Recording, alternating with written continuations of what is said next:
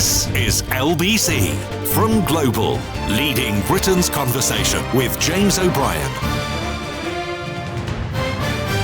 It's 4 minutes after 10. You're listening to James O'Brien on LBC. Thank you for your attention this morning. We will, of course, be keeping a close eye on events in Normandy. Henry Riley's still there for LBC as the 80th anniversary of D-Day is commemorated. And I think we will. You seem to be keen as I am to listen to that speech by George VI in full, because I think it gives us a kind of, what's the word? It gives us a different perspective in space and time. And speaking of space and time, I know I've shared this with you before, and it's a slightly banal observation in some ways, but I never cease to be stunned by how close to the end of the Second World War I was born. Because as a man in his very early 50s, I grew up seeing it as a long-distant event, as something that was very much in the history books, as opposed to something that was very, very much in the memories of lots of people, millions of people around me. So I was born in 1972. And the war ended in 1945, as you know. So that is just 27 years. I wasn't even married, but at the age of 27. I mean, 20. What was 27 years ago? You're looking at roughly when Tony Blair became Prime Minister. So when I was born, the end of the Second World War was as recent as the election of Tony Blair is now. And yet, for reasons I don't even begin to properly understand, I grew up, most people my age grew up with it feeling much, much further back in the rearview mirror. And I wonder whether part of the reason for that is the famous reluctance of the men and indeed women who were engaged, who fought in the Second World War, to talk about it. And that's never more acute, that's never more apparent, is it, than on the anniversary of D-Day. That is the time that we hear so often, both, not so much anymore from the people that were there, but from their children and their grandchildren, that dad or granddad never, ever talked about it. I heard something extraordinary on the radio today. It quite odd, actually, because it wasn't a phone-in and it wasn't a report. It was just a presenter reading out an email from a listener. And it involved a man talking about visiting the museum, visiting a military museum with his own father. And they'd been tempted into the museum by an exhibit about gardens. There'd been something on the telly about sort of wartime gardening or something like that. I forget the exact details because I wasn't paying full attention until what happened next happened. And what happened next, this fella wrote that his dad noticed that there was an exhibition specific to D-Day in the museum. Probably be the Imperial War Museum, would it? I'm not sure. And he said, shall we have a look at that before we go? And so the family trooped off down the different corridor and walked into the room where the D-Day exhibition, the D-Day exhibit was. It was permanent, I think. And they happened upon a huge map. And his dad stood in front of this map for quite a long time. And after a couple of minutes, he stuck his finger on it, not far from Pegasus Bridge. He stuck his finger on this map and then, there it is. That's where I landed. And until that moment, this correspondent had absolutely no idea that his father had even been at D-Day. I think he had a vague knowledge that he'd been in the army and involved in the Second World War, but he'd had no idea at all that his father had been involved in D-Day. And then you sort of think, what do you mean you landed, Dad? You landed there? Because that's where my glider came down. That's where I came down in my glider. And he certainly had no idea that his own father had piloted a glider on D-Day. And then the father, the older gentleman in this story, sort of said, right, okay, shall we go on now? Shall we go for lunch or something like that? And the correspondent, the writer of this email, wrote that he never, ever mentioned it again. They never talked about it again. And I don't know that I've ever heard a more powerful illustration of that reluctance and reticence displayed by almost all of that generation. I just found it so compelling, because we could do that thing in a cliched way. You say, stiff upper lip, they never talk about there. But sometimes a story is worth one single story is worth 1,000 pages of reportage, isn't it? One family story like that. We just don't talk about it. And I want to know why this morning. I want to know why. We won't, sadly, be able to speak to many or indeed any people from that generation. I don't know. Well, you may. I hope you do. But I think for the general good, subsequent generations have been encouraged to talk much more about traumatic experiences, to talk much more about their feelings. Still, I would argue, not as much as we could and not as much as we should, but the liberating nature of disclosure. Not necessarily cognitive behavioural therapy, but simple explanation. You know, the old adage, a problem shared is a problem halved. It's a cliche for a reason. But I don't know why. I mean, I know what. I know the what of it. And I know that people didn't want to seem boastful, perhaps, or they didn't want to dwell upon the trauma. But the proper why of it. Do we know why? Why didn't your dad talk about it? 0345 6060973. Why would there be such a reluctance and such a reticence to discuss such matters? Because when they talk about it now, and Henry has been filing some brilliant journalism from Normandy, and of course lots of other news organisations have done the same, and the veterans are quite forthcoming now. I don't know whether they were. I mean, at the 50th anniversary, were the veterans as forthcoming about their experiences? Do you need to be nearing the end of your life, perhaps, to uncork some of these recollections? I don't know. But it is incredibly important that they are forthcoming, because it's important that we know what happened. And two things strike me, actually. The first I've already mentioned is the I can't believe the proximity to the war of my own birth, given my experiences growing up and my perspective, the distance that I felt when I was growing up. And I know it's the same for almost everybody else, because you told me last time we mentioned this. And the second thing is the age.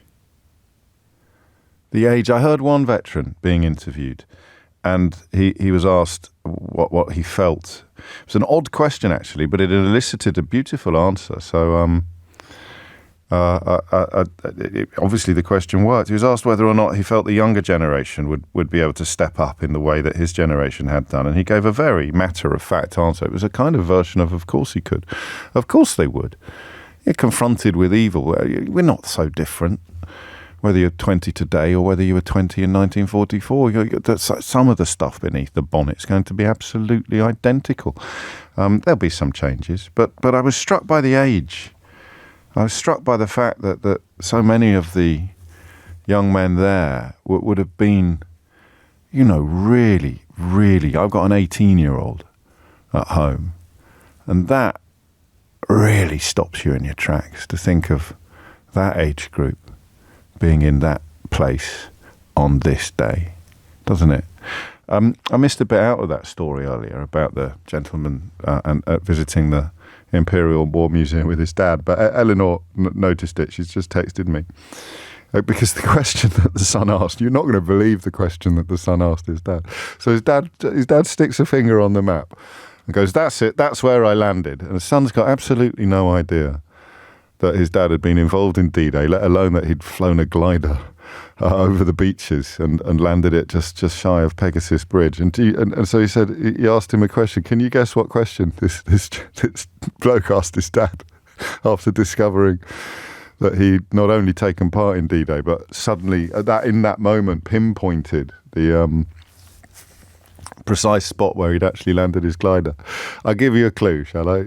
Regular listeners to this programme, I think, would not have failed to note the quality of the question that this chap asked his dad, because the question that he asked his dad was, what was it like?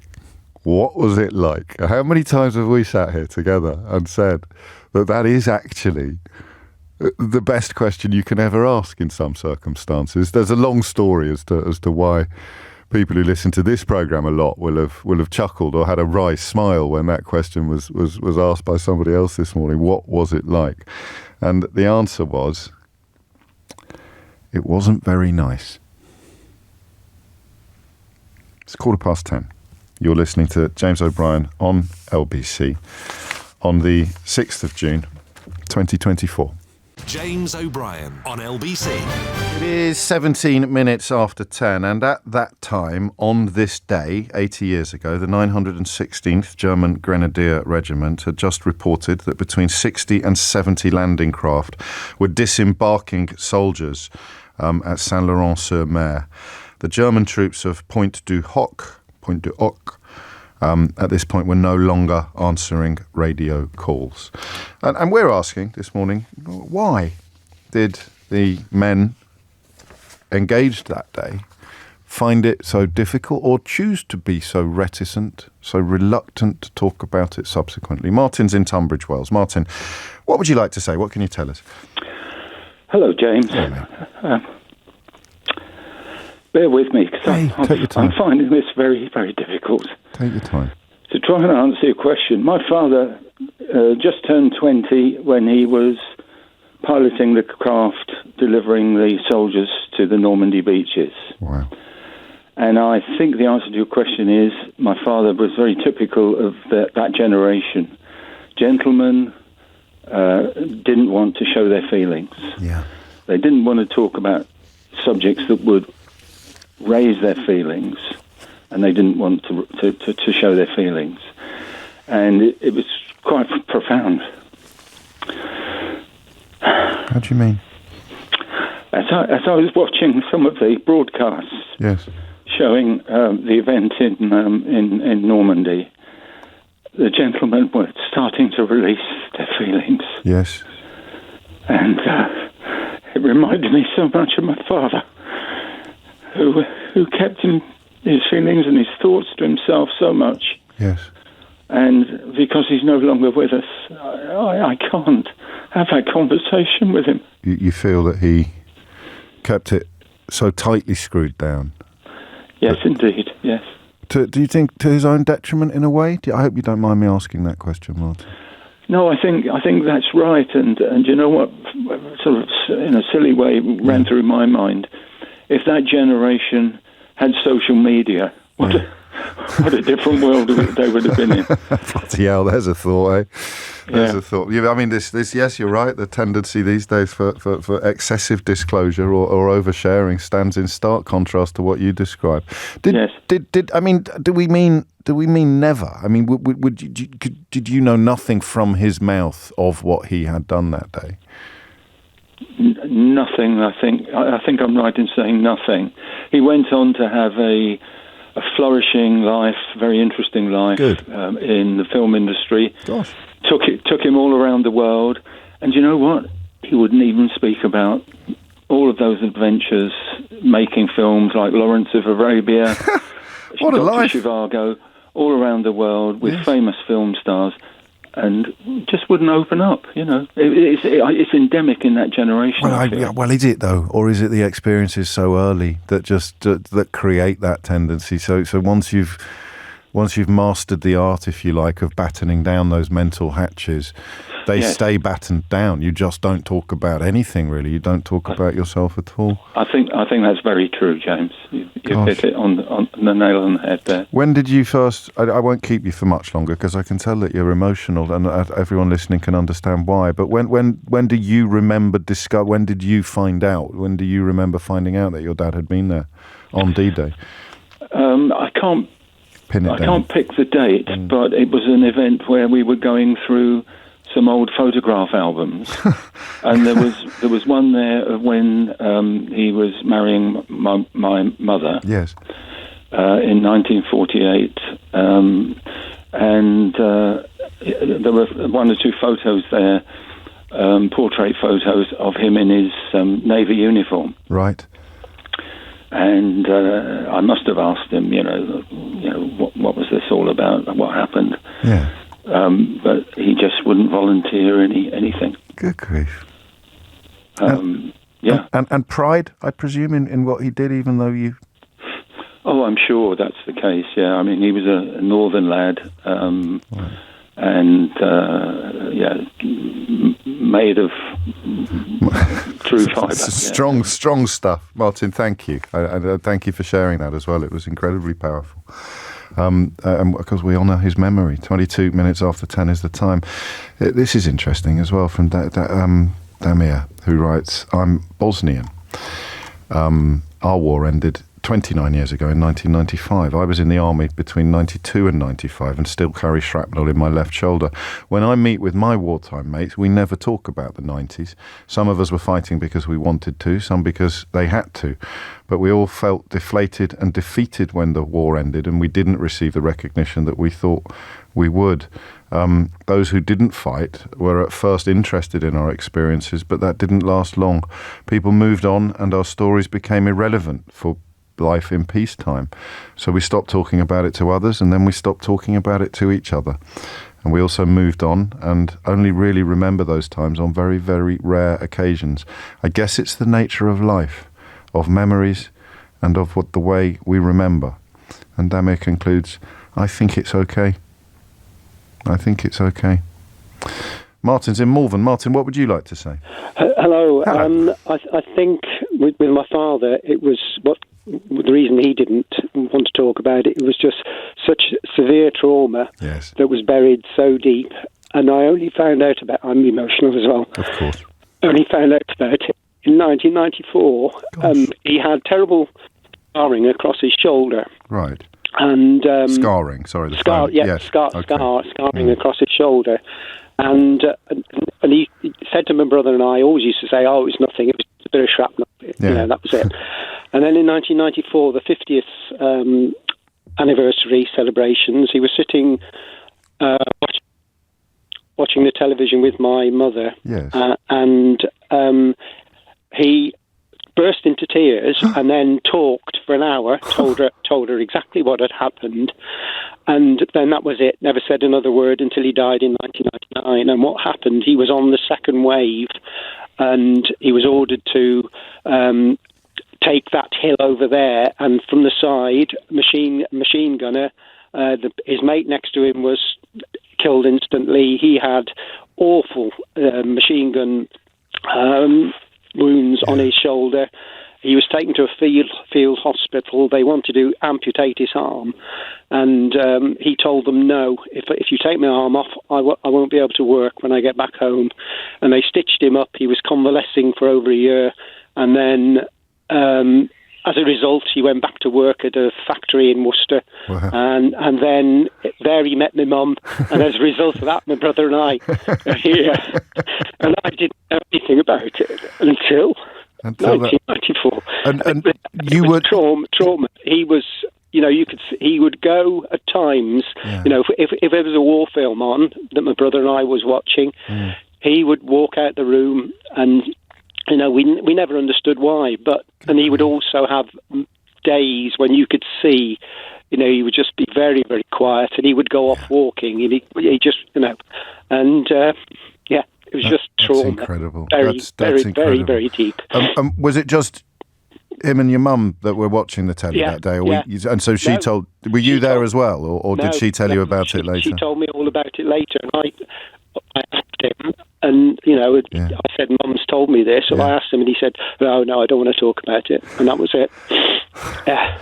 That's extraordinary, isn't it? It feels like a pressure cooker, and just for that hour, for that 1 hour in 1994, the lid came off. Yeah, Mum said he cried and cried and cried, and then told the story. I'm crying. Of course you are. And he had a good life. He had a good marriage, and you and your brother. Me and my brother. If he hadn't been able to go to work, he wouldn't at the gloving factory in Worcester. Yes, of course. God, flipping heck, the road not taken, the little sliding door moments. Yeah. Martin, thank you for sharing that. That's absolutely amazing, isn't it? Two stories, really, that just completely embody what we're talking about. Make it perhaps a little unnecessary to wonder whether it was good or bad for the men concerned. It worked. I think that's the point that Damir, who fought in the war in Yugoslavia, in the former Yugoslavia, I think that's the point that he was making. It worked. Maybe there is no choice. Talking about things is good, but some things are so huge and so many people would... I don't know. 27 minutes after 10 is the time. Jules is in Edinburgh. Jules, what would you like to say? It's just, James, the stories we've been hearing are so familiar to me. My father was Polish, fought in the Second World War, was a prisoner of war twice. Crikey. And there were terrible atrocities that had happened directly to his family in Poland and in the village near to where he lived. Right. And he never spoke of them. So I came through school in the 1950s and 60s learning about the Second World War. Mentioned it to my dad, but it was always kind of historical. Yes, exactly. It was factual. Yes. And then I got married in 1974, and about a couple of years later, luckily my husband and my father got on very well together, and my father started to tell my husband all that had happened. But my mother and I never knew. Oh. And the only thing I can think is that because it was so bad, because it was so traumatic, things that happened were just beyond our understanding of what it means to be human. And I think he wanted to protect my mother and me from it. Sadly, I never asked him why he didn't tell us, but that's the only thing I can think of. He wanted to protect us. Yes, well, I think that's if you'd allow me to say so, Jules, I think that's quite a beautiful reason for not wanting to tell you about it. Yes. Mm-hmm. And did your husband then presumably filled you in on some of the details of what your dad had done? And what all of it. Yes. All of it. And I was able to, again, it was almost through a third party. When I tried to speak to my father about it, again, he was reticent. But then when my daughter was doing, the project on the Second World War, they were asked if they could speak. She's in her 40s now, so they were asked if they could speak to somebody who'd been in the war. And he told parts of the story again to her. Now, my father sadly no longer with us, but I have written it all out in a letter to each of the grandchildren that will be given to them, so it can be passed on. Like one of the things my father always said was, it's not enough that we stand up at the 11th hour of the 11th day of the 11th month and remember them. We must remember them every day, and we must remember why this happened. And we really don't, do we? I couldn't agree more with that idea, but in a way, I suppose the conversation we're having today partly explains why we don't. We talk about it more, I bet, on the 80th anniversary than we would have done on the 40th. I mean, generally, outside of today, because men like your father, and like all the fathers whose children we've heard from so far today, didn't want us to. So it's trickier than it sounds, actually, trickier than you'd expect. Jules, wow, thank you so much. It's just gone 10:30 on this day at this time 80 years ago. American paratroopers from the Dog Company, as it was known, the 505th PIR, were involved in heavy fighting near the town of Neuville-au-Plain.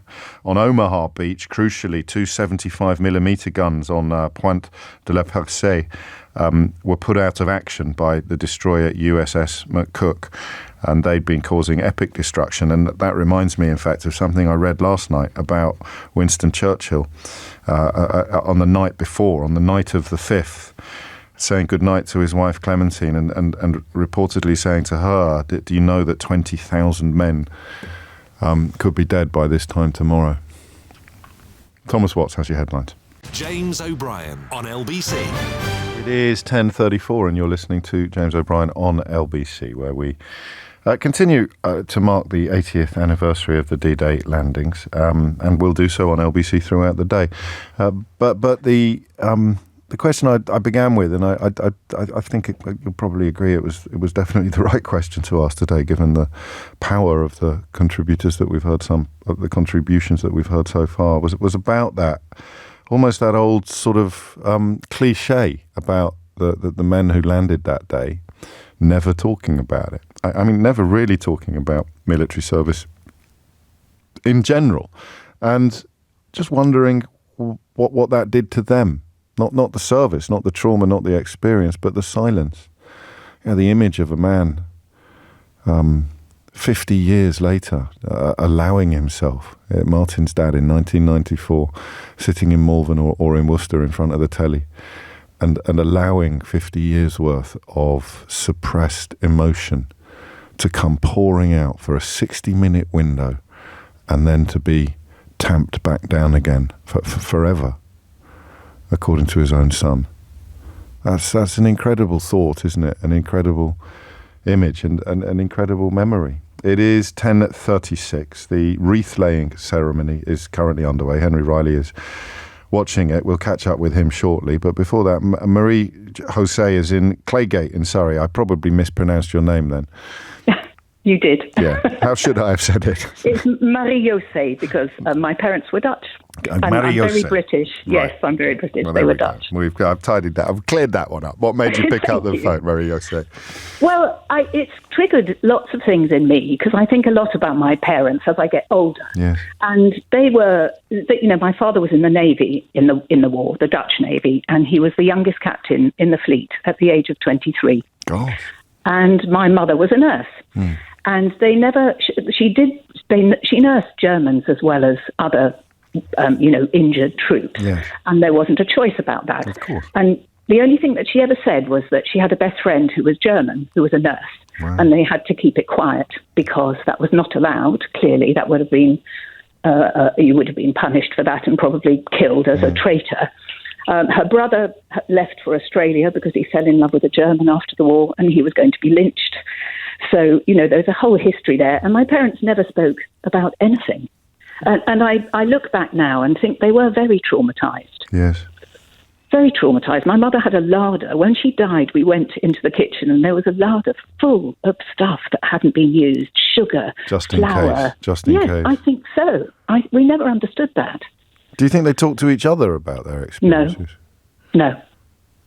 No, absolutely not. It was just not talked about. Just for people unfamiliar with the history, this would be occupied Netherlands. Yes, which is why the tensions between fraternisation with and indeed treating quotes the enemy end quotes would be so near the surface, be so acute. I'm so glad you were listening today, because history's only ever really told by the victors, isn't it? Not even actually by the liberated, which is why the French responses to the D-Day troops, the French school children, I think are so powerful and stop a lot of people on this side of the channel in their tracks. Absolutely. And my mother had a very kind of Monty Python conversation with the next door neighbour who'd been her next door neighbour for years. Nora would say, yes. We only had 2 teaspoons of sugar and half a cup of milk. And my mother would look at her and say, we ate tulip bulbs in the field. God. You had milk? Yes, exactly. And I remember being horrified that they were arguing, but that's over who had it harder. Arguing. Who had it harder? Yes. That's extraordinary, isn't it? Yes, and I think our generation, the children of these people who went through hell, yes. Because it's not shared with us, it it becomes incredibly emotional and unfair, because we would have been so proud to know all of that. That's so beautifully put. And in fact, that, I think, puts the gentleman that were on before you into a slightly new perspective, doesn't it? In that, why would you be so emotional today? Because you can't ever say to your dad or your mum, "That's incredible, I'm so proud." And that feels cruel in a way, not to have been able to have had that little bit of the conversation. But in order to have that little bit of it, of course, you'd had to have had the big bit. You'd had to have had the conversation about what had actually happened.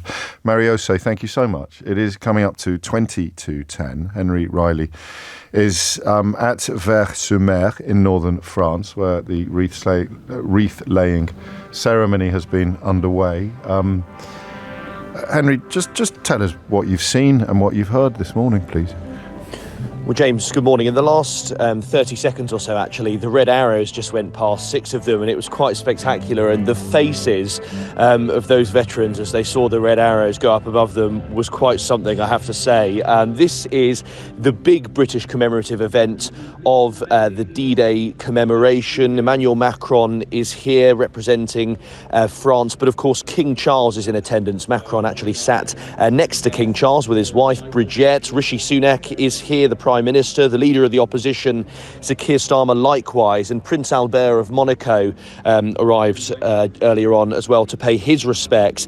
Now, this has been this particular service, James, dominated, as is right, as you would expect, by veterans. And at one point, Martin Freeman read the words of a man called Joe Mines in front of the few thousand people that are here. He gave a reading saying war is brutal. And I had the privilege of speaking with Joe yesterday. He is a former minesweeper. He'd actually been talking to the Princess Royal, Princess Anne, and they were chatting for around 20 minutes or so. There was afternoon tea before a ceremony that happened yesterday. Now, he's 99 years old, landed at Gold Beach on D-Day, which is right here at Vers-sur-Mer, and he told me yesterday about his conversation with royalty. Nice to talk to, yeah. Very calm with everything, yeah. Went very well, yeah. This is my first time back in 80 years. Really? How are you finding it? I didn't want to come back in the past because it was so bad. You can't explain to people how rough it was. You know, so many men getting killed.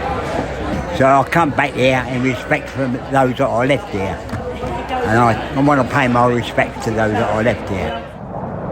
Now, the British National Anthem has just concluded. The various dignitaries are leaving. In front of me, I can see the Defence Secretary, Grant Shapps. I can also see Lord Ricketts, who's the Honorary President of the Normandy Memorial Trust. Sir Tom Jones sung at one point, "I won't crumble with you if you fall." Just before that, Emmanuel Macron arrived. Not that I'm suggesting there's any correlation that Monsieur Macron's a fan of Tom Jones. There was also Lord Lloyd Webber had commissioned Lovingly Remembered, which is an anthem specially and specifically commissioned for today. The words by Don Black, which was a really beautiful song that took place at one point as well. Now, this whole trip, James, has rightly been regarding the veterans who fought here 80 years ago on this day. And Donald Turrell was a man who I was talking to ahead of this particular day, the 6th of June. He was a rifleman in the Cameronian Highlanders. He landed a few miles from here on Sword Beach. He is one of the last Cameronians still alive from World War II, and he told me what he'd be thinking of today. All the lads got shot and killed, and we're all missed. We was a very tight group, and you miss them. Remembering that we were all green as grass, and they was all pre-war soldiers, you know. Is it Thomas Freeburn, was it? Freeburn and William Carr. They was two friends from the same village, and they was both dead together. And that other voice you can hear there, James, is Callum Reid, an extraordinary man. So he is a chartered accountant, 27 years old, and he met Don in a bar in Normandy a few years back in 2019 on the 75th anniversary. They got talking, and I'm told drinking until way into the early hours of the morning, and have become the best of friends. Callum, who I referenced, a chartered accountant, has taken the week off in annual leave to be Don's carer for the week. They were very nervous, the pair of them, last month, though, James, because Don very sadly had to be taken into hospital. He was fearful that he wouldn't make it, and he told me about that. I was at one stage, yeah. You know, that dark hole that people talk about, you know, going down that hole and then disappearing or whatever.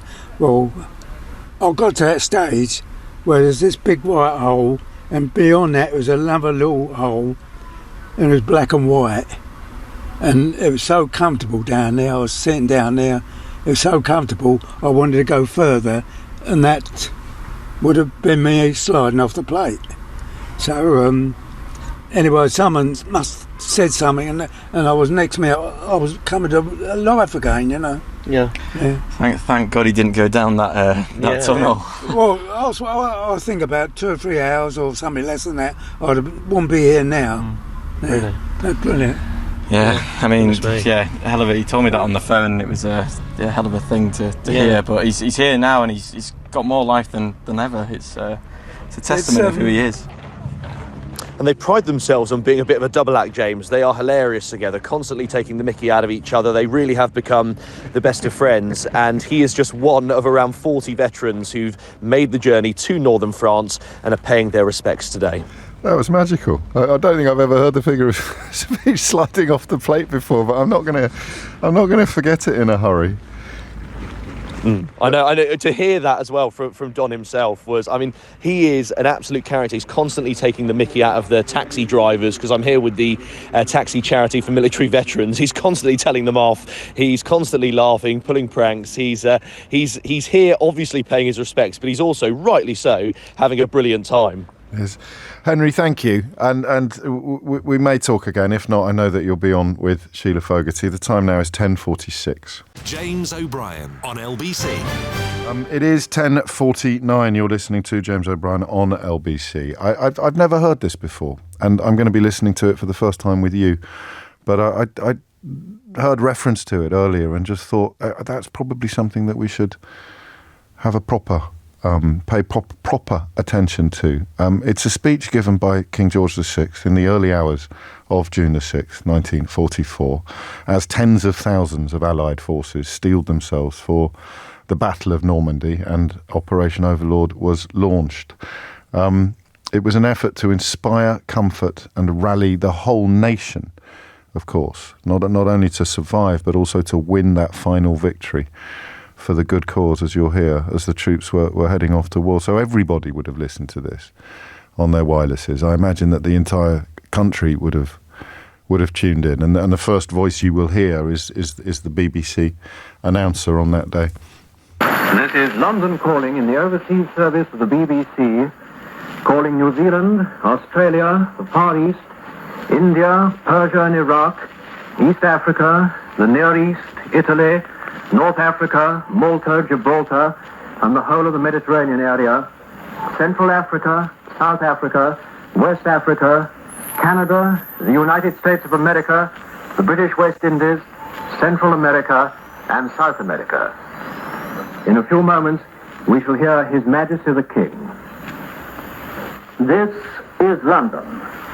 In a few moments, His Majesty the King will speak to his people at home and overseas.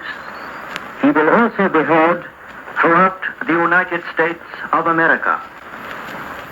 4 years ago, our nation and empire stood alone against an overwhelming enemy with our backs to the wall.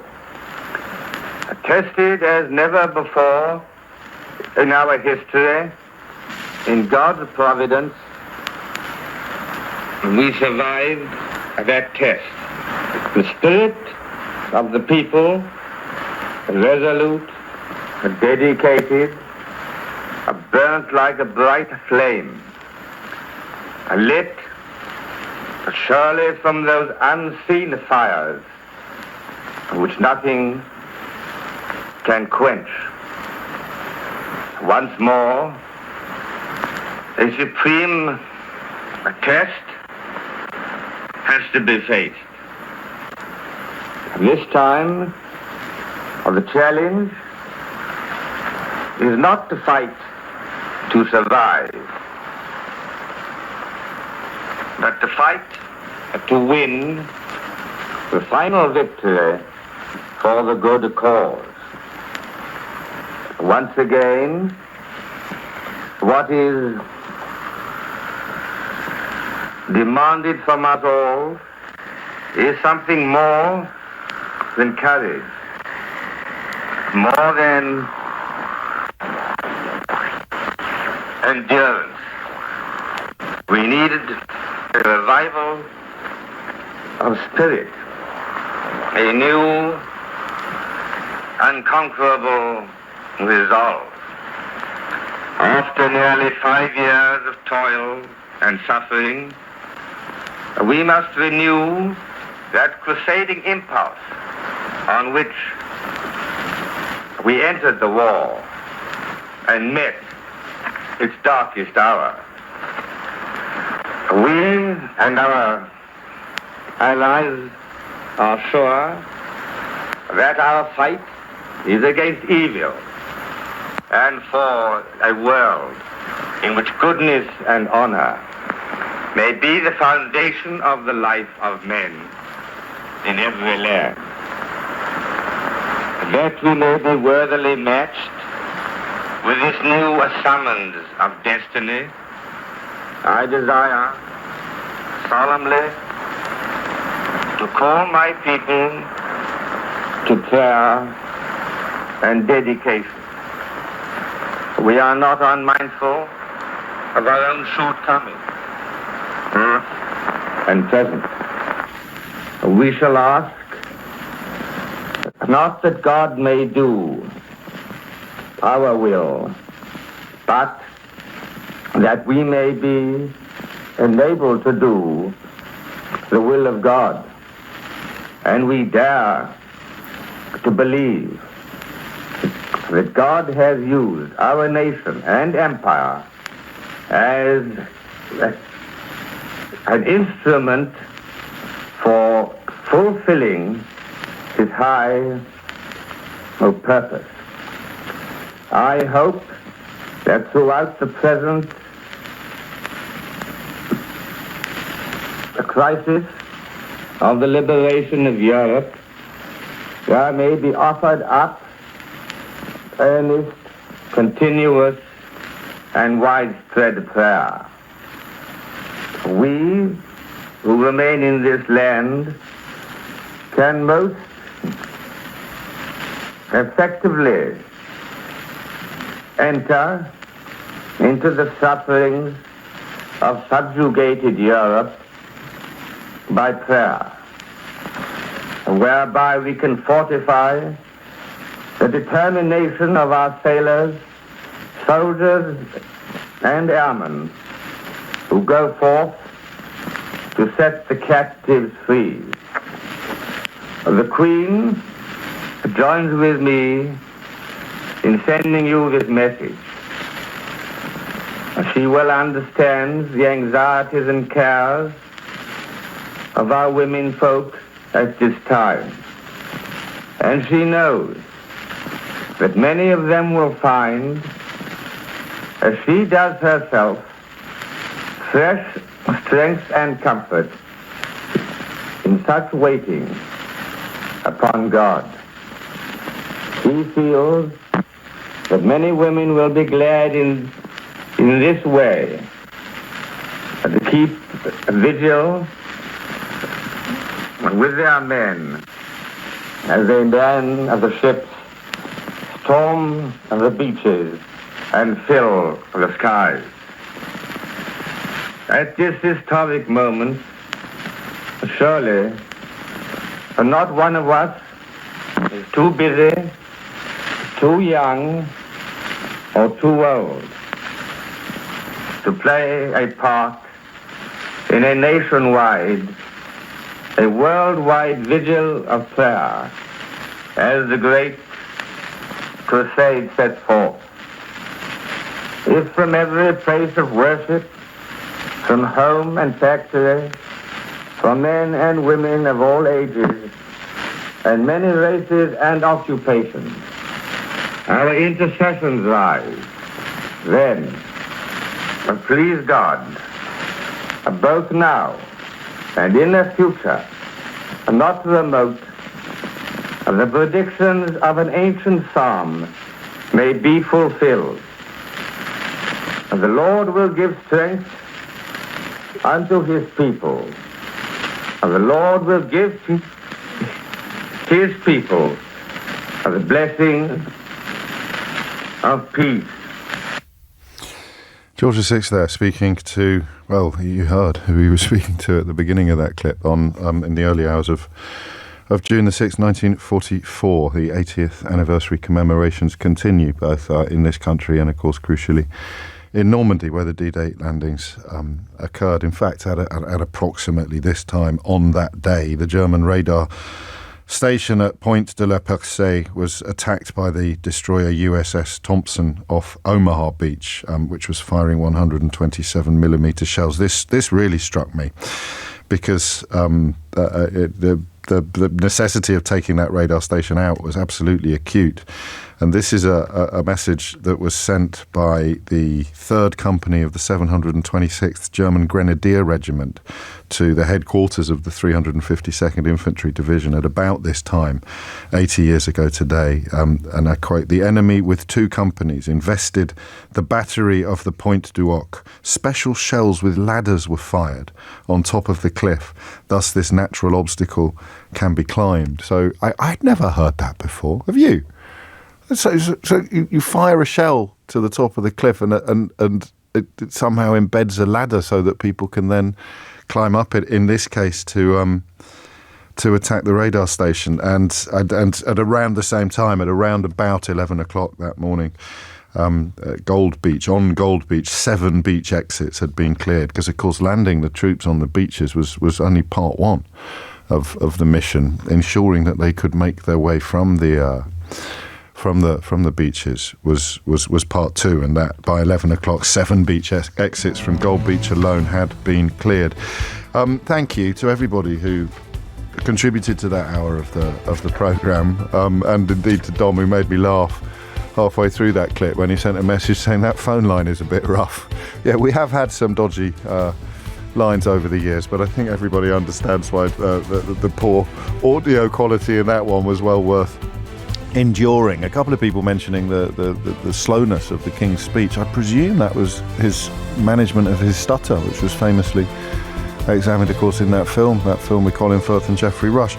But we will move on in the next hour. We will move back into the current era, the modern day, and we'll look at Frank Hester's money in Tory party coffers. James O'Brien on LBC. It is 3 minutes after 11, and some news that broke earlier today. An Israeli airstrike on a UN school packed with hundreds of displaced people in central Gaza has left at least 27 dead, according to local officials. Local journalists told the BBC earlier that an Israeli warplane had fired 2 missiles at classrooms on the top floor of the school in the Nuseirat refugee camp. Israel has claimed that it was that there was a Hamas compound embedded inside the school. We reflected yesterday on what would have happened if the British government had started blowing up schools in Northern Ireland, because they claimed that the IRA was using them as cover or was using them as compounds. I'll just leave that question hanging. But I can tell you that the Belgian foreign minister has commented on this. The Belgian Minister of Foreign Affairs, European Affairs, Foreign Trade, Hadja Labib, has said a ceasefire now. The devastating airstrike on an UNRWA school in Gaza is an appalling and unacceptable act of violence. All parties must respect civilian infrastructure. This tragedy reminds us of the urgency to end the violence. It perhaps assumes a slightly different poignancy and power, that response from that politician, given the conversations that we were having in the first hour. 4 minutes after 11 is the time. Here we go. The racist businessman Frank Hester gave £10 million to the Tories. We knew about that. And then the full details of his disgusting comments regarding Diane Abbott emerged. They are almost unbelievably bad. Even now, it was in March, was it? I think it's only about April, May, so 3 or 4 months later. I still can't quite believe how unpleasant they were. It probably makes me sound very, very naive to you, very thin-skinned. And I see a lot of racism, obviously. You know, on social media and in my inbox, I'm something of I'm catnip for racists in some ways. I have been for a very long time now. So I've seen some really, really disgusting stuff, but I still found it extraordinary that somebody could do this so publicly and so prominently, saying in a meeting of his own workforce that he didn't hate all black women, but that whenever he sees Diane Abbott, who's, of course, Britain's longest-serving black MP, on TV, he finds himself, well, he said himself, whenever he sees it, you just want to hate all black women because she's there. I mean, truly gross comments, which Rishi Sunak rightly described as racist. But he kept the 10 million quid that Frank Hester had donated to the Conservative Party. And today it emerges that the Tories have indeed, as was believed, but as has now been confirmed, accepted another £5 million from his company. He is now, therefore, by far, by a country mile, the Tories' single biggest donor. Diane Abbott, who is standing for the Labour Party, will be standing against somebody funded at least in part or in some way by this money, by this racist's money. He will be bankrolling quite a lot of campaigning going on in the current general election, and it is money that Rishi Sunak has elected not to give back.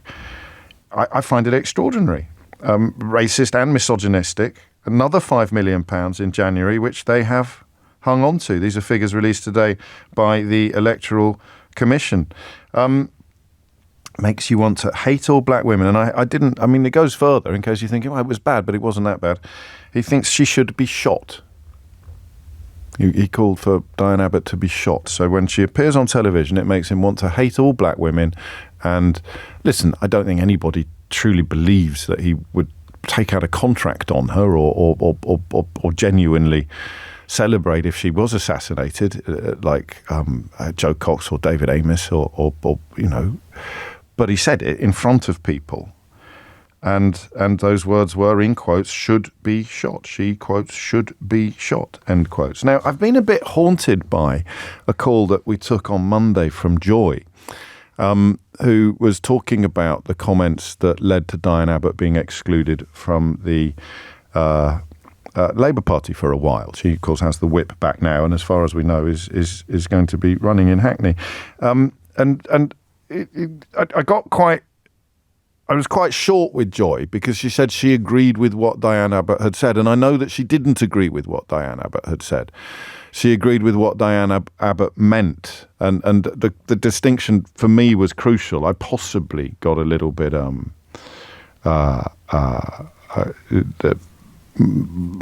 bit bogged down in that point. But it seemed to me to be really important to stress that what she wrote in the letter to the Observer about Irish travellers and Jewish people not experiencing racism, but experiencing something else, which she chose to call prejudice, was a terrible mistake. But I do know what she meant. And what she meant was a point made quite perfectly by David Baddiel's niece in a documentary that accompanied his book, Jews Don't Count, when David Baddiel's own niece, who is mixed race, explained that she has different experiences according to her colour than she does according to her Judaism. So, for example, you're never going to be pulled over in your car because you look Jewish. But she told stories of people she knew who would have that experience with the police because they were black. So she was trying to describe a sort of, I don't know if I don't like the phrase hierarchy of racism, but she was trying to describe the idea that even in a universe where we recognise prejudice, bigotry and racism, experiences will be different according to your immutable characteristics. So she was simply trying, I think, to explain that the experience of being black would be very different from the experience of being an Irish traveller or a Jew. But, of course, to claim that the latter didn't experience racism was a terrible, terrible mistake. But this seems to me to be proof of the point she was trying to make. I cannot conceive of a prominent public figure, whether they wanted to be prominent or not, saying what he said about black women, about other groupings. Now, I could be wrong, and I'm never 100% sure about the universal wisdom of doing counterfactuals like this. But could you imagine if Frank Hester had said, for example, that Margaret Hodge makes him hate all Jewish women and that he would like her to be shot? Now, I could be wrong about this, right? I could be wrong. Or I don't think we've got Irish traveller representation in the House of Commons, have we? But if Frank Hester were to say something about the immutable characteristics of somebody from a minority who wasn't a black woman, I cannot conceive of Rishi Sunak hanging on to the cash and then taking another 5 million quid. Well, he already had the 5 million quid in the sort of in the pipeline. Can you? I genuinely find it extraordinary that this man's money remains in the Conservative Party bank account. Diane Abbott makes him want to hate all black women, and she, in his own words, and I quote, should be shot. Now, Diane has responded to this morning. She's not giving interviews. I imagine everybody's asking her for one. Diane Abbott has responded to this morning, and she makes points that I completely concur with. And she does so, of course, from a position of a lifetime of racist abuse. There was a little bit of a reprieve for her when I was on holiday last week, I noticed, when lots of people who've often led the line on abusing Diane Abbott and certainly turning a blind eye, if not actively joining in on the racism that she's endured for pretty much her entire career, suddenly discovered a deep concern about her career prospects because they thought it might be a way in which to attack or damage Keir Starmer. But she wrote this morning, Rishi Sunak belatedly admitted Frank Hester's remarks that I made him hate all black women and should be shot were racist. Now it turns out he's accepted a further £5 million from him, an insult to me and to all black women. 30 minutes after 11 is the time. I think that this is a morning where your ethnicity is of crucial importance to your contribution. How does this... Because the reason why Joy's call haunted me is that I wondered whether if I wasn't white, I would have been so strident in insisting that she clarify what she meant about Diane Abbott's comments about being black. And I just wondered whether there was a sort of form of white privilege in play there. Because I cannot imagine being on the receiving end of this sort of comment. You know, a fully paid up, a fully integrate, whatever word you want to use, a fellow Brit, right? A fellow Brit, a fellow 52-year-old Brit whose daughters happen to be black as opposed to white like my daughters are, in a country governed by a man who will happily not just take 10 million quid or hang on to 10 million quid donated by somebody who said what Frank Hester said, but also know while describing these racist words as racist, as Sunak belatedly did, while describing these racist words as racist, knowing that there's another 5 million quid in the bank. Could you imagine the conversations? Do you think anybody anywhere said to Rishi Sunak, well, we can't give the money back. We simply can't afford to give the money back. I mean, just breathtaking, right? What if it had been the P word? What if he'd been talking about an Asian woman in such disgusting terms? What if it had been Priti Patel and he'd said, God, he just makes me hate all all brown women. He makes me hate all. But Priti Patel, when she comes on the telly, she makes me hate all brown women. I think she should be shot. I guess what I'm asking you, and what Joy's call on Monday nudged me towards, is whether or not this is actually evidence of what Diane Abbott was trying to articulate, that there is, if you like, an experience in British public life that only black people will understand, or that only in this case, and because Diane makes the point, it's an insult to me and all black women, that phrase misogynoir that I was introduced to by you when we were trying to work out why some people completely lose their marbles over Meghan Markle and Prince Harry's decision he didn't decide to fall in love with her, but the decision to marry her certainly caused many people who had previously seemed quite sane to go absolutely bananas. So what I want you to tell me, honestly, is how this makes you feel.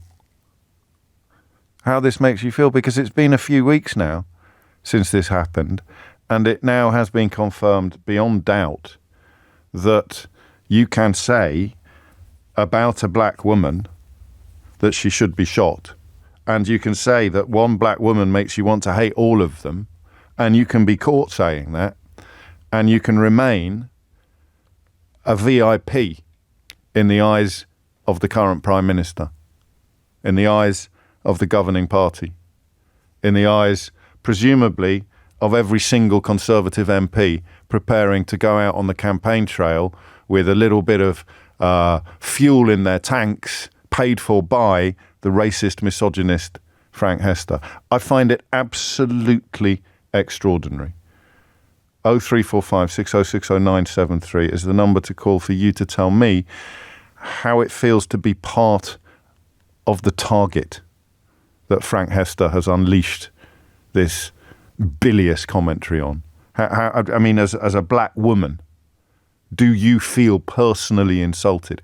Is Diane Abbott right when she describes this as an insult to all black women? And if you are a 52-year-old dad with black daughters, do you want to have a go at telling me how different our relationship with this country is? Using this as proof, using this as evidence, using this as the jumping off point.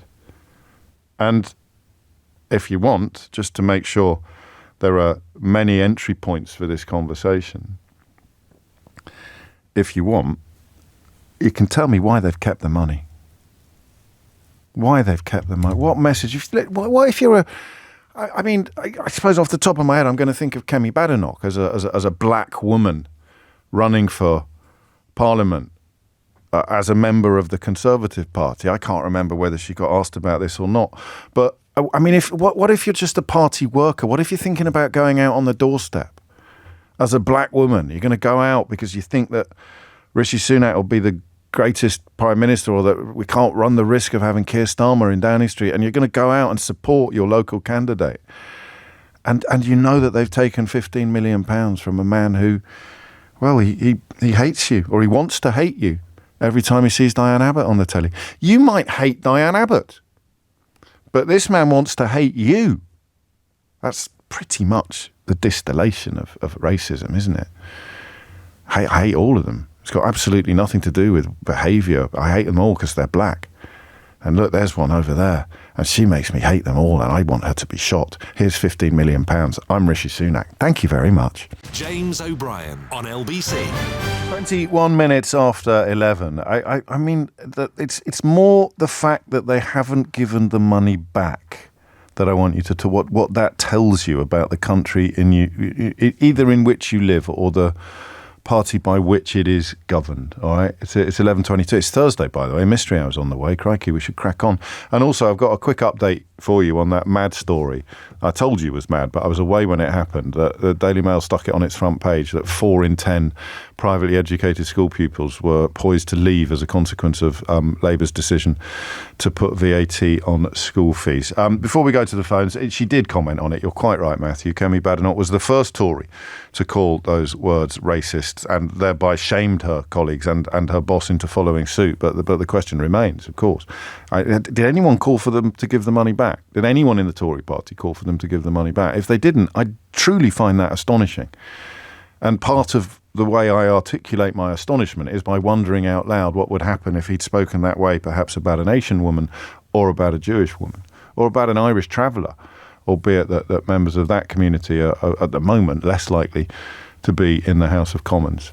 A lot of O'Briens in the Irish travelling community, but not from my branch recently, not from my branch of the family. Ebony's in Bellingham. Ebony, what would you like to say? Hi, I would like to say, I agree with the point you made about Diane Abbott, what the whole scenario of that, her basically trying to get her message across. Yeah. Agreed, potentially it could have been articulated better, but I think it's interesting that we probably could understand what she could have been trying to have said. Yeah. But as a black woman myself, I don't feel like she said anything that a lot of us don't already experience or don't already know. But again, we did, we did this on Monday with a conversation about what we think she meant, with which we would agree, and then the conversation about what she actually said, which was unacceptable, because of course Jewish people experience racism differently is the point. But talk to me about Frank Hester. Talk to me about this 15 million quid. Yes, so where I was going with Frank was it's Frank, is it?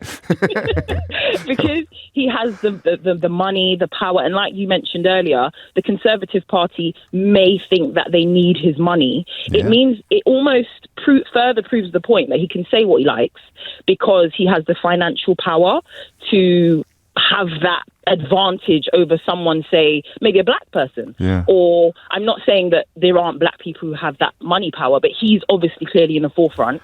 He's obviously clearly providing for the Conservative Party. So therefore, she would be, the backlash she would get would be a lot greater than him because he has the financial power.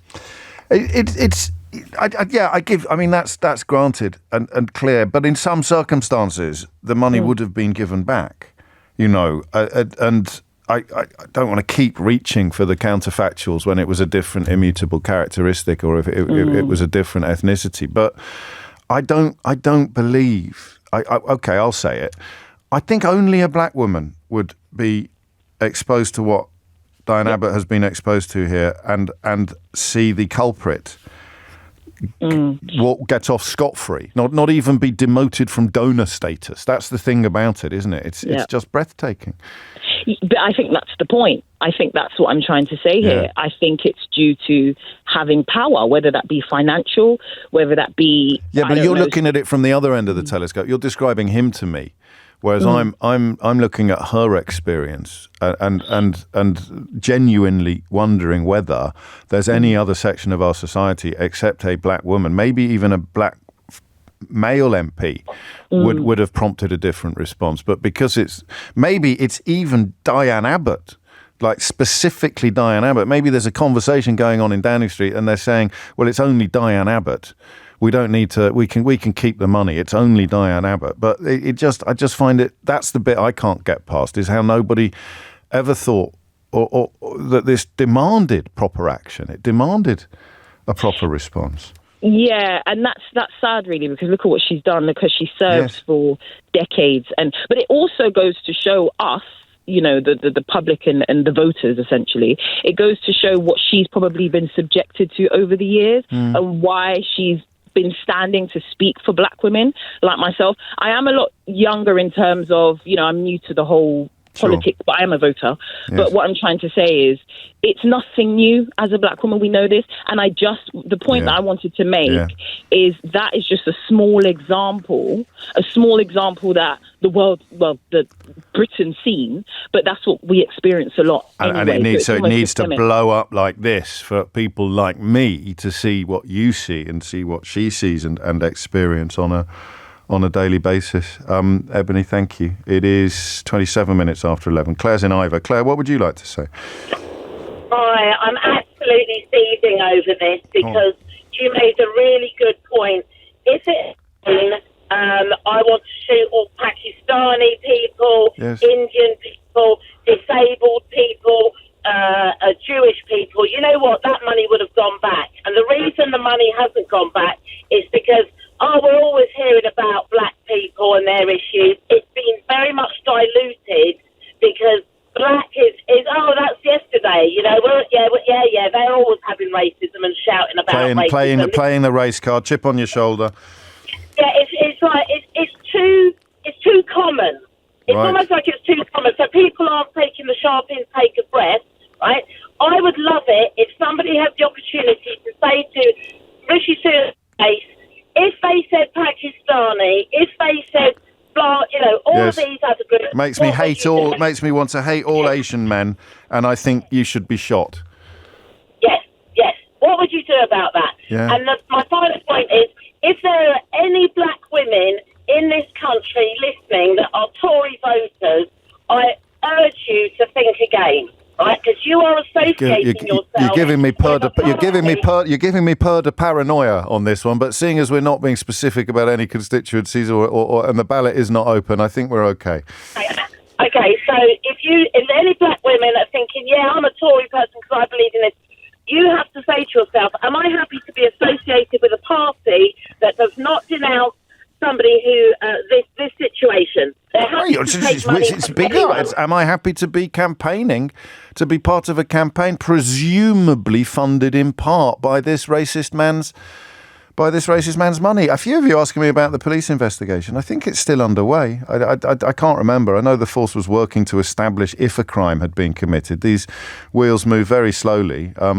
Obviously, in the eyes of most of the British media, that is nowhere near as important as Angela Rayner's entirely innocuous 15-year-old housing arrangements or the curry that Keir Starmer ate in Durham many, many years ago. Those stories both dominating front page coverage and propelled, in fact, by Tory politicians, all of whom would appear to be happy with the idea of campaigning on using funds donated by a racist misogynist, a prominent racist misogynist.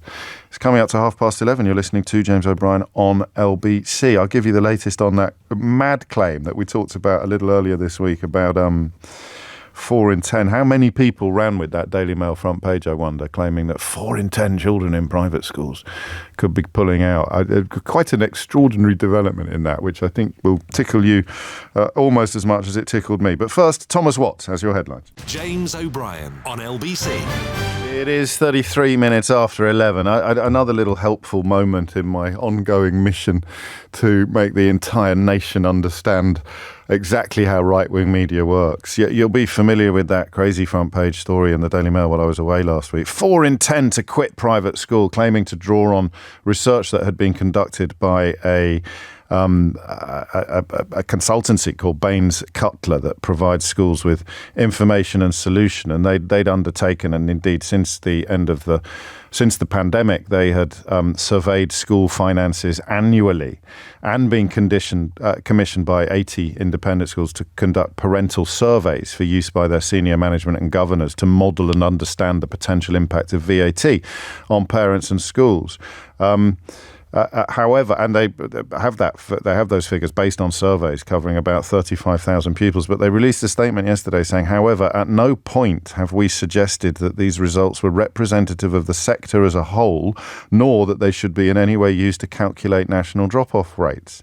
So they stuck this on the front page of the Daily Mail, and I was away, but I wouldn't be surprised if phone-in programmes had just taken it as gospel. Obviously not this one, the idea of taking something from the Daily Mail as gospel. I mean, I've done it on occasion, but I certainly don't make a habit of it. But if indeed that did happen, then I suspect you probably won't be hearing this bit from this statement from Baines Cutler. We view these observations as helpful and useful contributors to the debate. These are the figures. Sadly, however, various media organisations have chosen to misuse our data over the last week, choosing to represent our work as indicating national drop-off rates or being in any way equivalent to our 2018 research. Doing so has led to some alarmist headlines, most notably that 42% of pupils will leave. Our research did not indicate this, and we distance ourselves fully from that statistic, which is likely to be wholly overstated. So there it is. That's how the British media works. The people that put together the research that the Daily Mail used to claim that 4 in 10 pupils were set to quit private school because of Labour's VAT policy have not only completely disowned the media coverage of their research, they've categorically stated that the research they conducted in no way delivered the conclusions that the Daily Mail and other members of the right-wing media have disseminated. Speaking of right-wing media, one wonders how they would have behaved if it had been a politician of a different ethnicity or a different background coming in for racist and misogynistic abuse from the mega donor, Frank Hester. We are talking about Diane Abbott. I could almost ask, how could anybody black vote for these people knowing that they were campaigning with his money? And I should add that a full list of candidates standing in that Hackney constituency can be found at lbc.co.uk/candidates. They won't let me have a jingle for Peur de Paranoia. So I'm going to have to sing my own, I think. But what Peur de Paranoia, if you're just tuning in, is what I feel every time someone starts talking about the election, including me, in ways that I'm not entirely confident about with regard to Ofcom rules covering balance and impartiality. Peur de paranoia, I've got a case of peur de paranoia. Something like that I thought would be quite nice, but everyone's looking at me as if I've taken leave of my senses, which perhaps I have. Let's get back to the grown-up conversation. Luckily, Margaret's in Enfield to do precisely that. Margaret, what made you pick up the phone? Yeah, thank you, James, for taking my call. You're welcome, Margaret. I think it's more about you always trigger the emotion and the thought patterns that so many other people fail to kind of recognise. Thank you. And just hearing about this additional donation that has now been accepted by the Conservative Party, I felt so emotional about it. I was, hopefully not too upset in terms when I was speaking to the person when I called in. But honestly, James, I don't think people really understand what and how that has impacted so many black women. Me included. Well, tell us. To know that somebody would just find the thought of another person who's basically been a trailblazer like Diane Abbott has, and it's not whether I agree with politics or not, and I understand around the Purdah stuff, but to know that they could say that they hate all black, it makes them want to hate all black women, but also to want to shoot her. I mean, I don't think people realise how dangerous that is and how frightening that is to me as a person. Normal people do. I recognise that. I mean, frightening to you personally. I can't. I can understand that. I can realise that. I can't feel it because I'm not a black woman. No, and just to know that they accepted that money and people were saying whether they will call for it to be taken back and that they've accepted more. I mean, I'm just appalled by it. I'm just wanting to know, and I wanted to say to people, why, what do you think of us as black women? Mm-hmm. I mean, come on now. I understand the police are supposed to be investigating, but why have they not called this man in to even just have a conversation about I don't know the details about that, but yeah, I mean, you would imagine. I'm just tired of it, James, really and truly. Sorry. I really am. I'm just, I'm like 50 plus years of age and I've been fighting this fight for a long time. And all I've ever wanted was to just have a level playing field that people respect where I'm coming from, that respect where us as black women are trying to get to, and to give us that opportunity. And then we have people that are trying to justify that kind of language and behaviour. And I tell you, if it was any other cultural background, people would be outraged. People will be outraged. Well, and people are outraged. People are outraged, but the outrage would be sufficient to prompt the Tories to give the money back. But they're still taking the money. You cannot be that much outraged if you're still taking the money, because your political standing and power of empowerment, it means more to you than it does to have that moral obligation to say this is wrong and this is no, it's worse than that, Margaret, because they did say it was wrong, but then they kept the money. It's hypocritical, James, and that's all I say about that. It's easy to say it's wrong, but it's not easy to actually say, and we will also take the next further step, which will be more justifiable and not accept your money. We cannot accept your money. They should so it means nothing to me. Put Frank Hester's money where their mouth is what they should do, isn't it? Absolutely. Thank you, Margaret. I'm sorry this has hit you so personally, but I do understand why. And that's the point that Diane Abbott made this morning when she described it as an insult to all black women. So trying to imagine, that there are limits to empathy. I can walk a mile in your shoes, but I can never be you. I'm trying to imagine how I would be on the receiving end of this, and it's impossible. I'm a white, straight, middle-class, privately educated man. I'm Teflon when it comes to that kind of public abuse. I'll give you an example. Jean's been in touch. Jean has written, let me get this right. I'm not going to be able to find it now because my inbox is so busy. But I get abuse. Here's one. You are just a Starmer moon boy who hates his country, maybe because you are ginger. So, that's just funny, right? Bless his little cotton socks. So I can't imagine. I don't think I can imagine a personal attack. An attack upon a politician that would hurt me personally. Because how could it? Who's ever going to say he makes me hate all white men? And if someone did say that, they'd just sound ridiculous.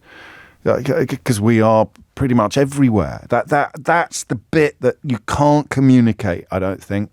You can either feel it or not feel it. And that's why the people who presumably feel it in some way, black conservative voters, most obviously, black female conservative voters most specifically, it's incredible to me. It's incredible to me that they would hang on to this money and that the media would treat the story with much less attention than they do Angela Rayner's 15-year-old housing arrangements or Keir Starmer's curry. It's sick, actually, is what it is. Tiffany's in Westminster. Tiffany, what would you like to say? Hi, James. I'd like to say that I am tired, I'm irritated, and I'm over it, frankly, as someone who is going to be voting, unfortunately, in the next 2 weeks. I think the reason why I'm irritated, and I agree that it's an insult, is because the other day there was a whole furor about protecting women and girls. The Tories want to protect women and girls, but putting them first. However, a certain demographic doesn't deserve that protection, because there's £5 million on the line. I think it makes all of 15 even, actually, yeah. I think it makes all of their policies laughable, frankly. And also, I'm just not really here for when Labour eventually do use this as a point-scoring exercise when we've only just recently got over their Diane's re-election scandal. Yeah. And misogyny is just so rife, and that's the reason why I'm tired, because it's a part of our daily life, and to see it play out in politics as somebody who has been described as a trailblazer and somebody who just wants to do their job is a joke. I still can't get over her standing up 40 times. Waiting to speak on this issue in the House of Commons. On this issue, she never got a chance to. I think it's a joke. And I'll answer your question. The reason they haven't returned the money is because they don't care.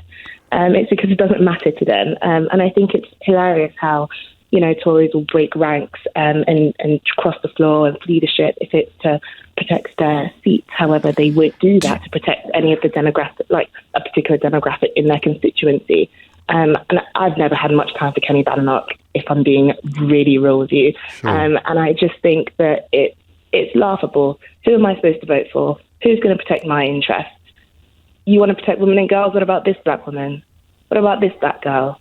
If you can accept money from somebody that said, it makes me hate all black women, and I think this particular one should be shot in the street, what does that say about this?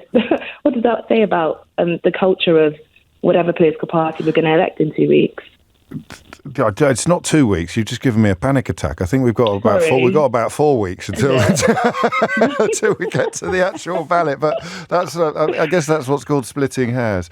That's it, isn't it? It's this message that it sends way beyond Diane Abbott. And you're right to bring the Labour Party's absolute car crash of a case of the way that they've treated her in recent months, but that bit, it never gets past it. Here's the thing, Tiffany, and I don't offer up this as any comfort to you or consolation, but I think if he'd donated 50 grand, they'd have given it back. Really? Yeah.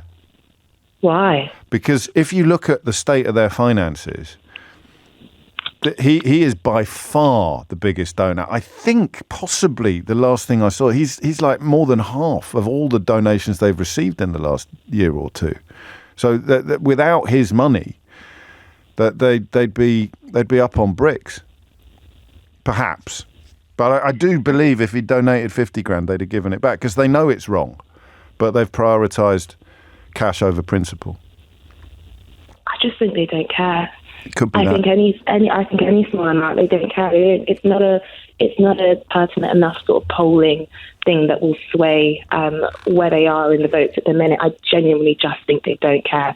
I don't think any amount would have been an issue. And I think that especially when the poor sort of legacies of Joe Cox and David Amess, people were calling, Nigel Farage got milkshake the other day, and people were invoking their name, saying, it's not right to, violence against an MP in whatever sort of retrospect. And it's just like, well, is this not the same? Of a whole different order.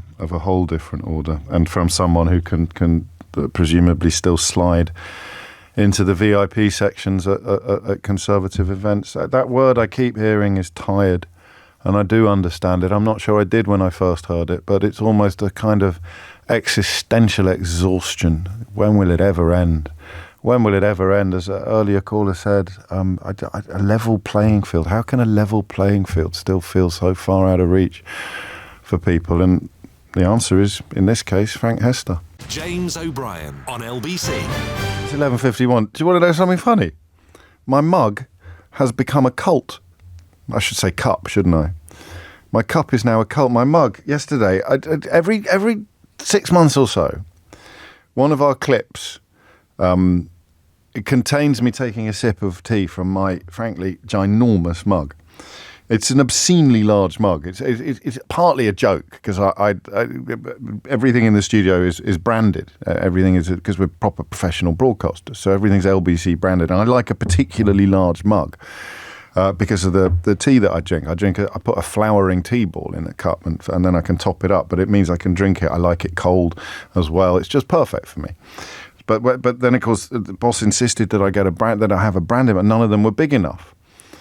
So I think partly to shut me up, they commissioned a mug that is so enormously huge, I can't possibly complain that it's not big enough. And therefore, I mean, it looks like something from an Alice in Wonderland theme park after she's eaten the shrink me cake or drunk the shrink me potion. But every now and then, someone who's not noticed the mug before notices it on a clip.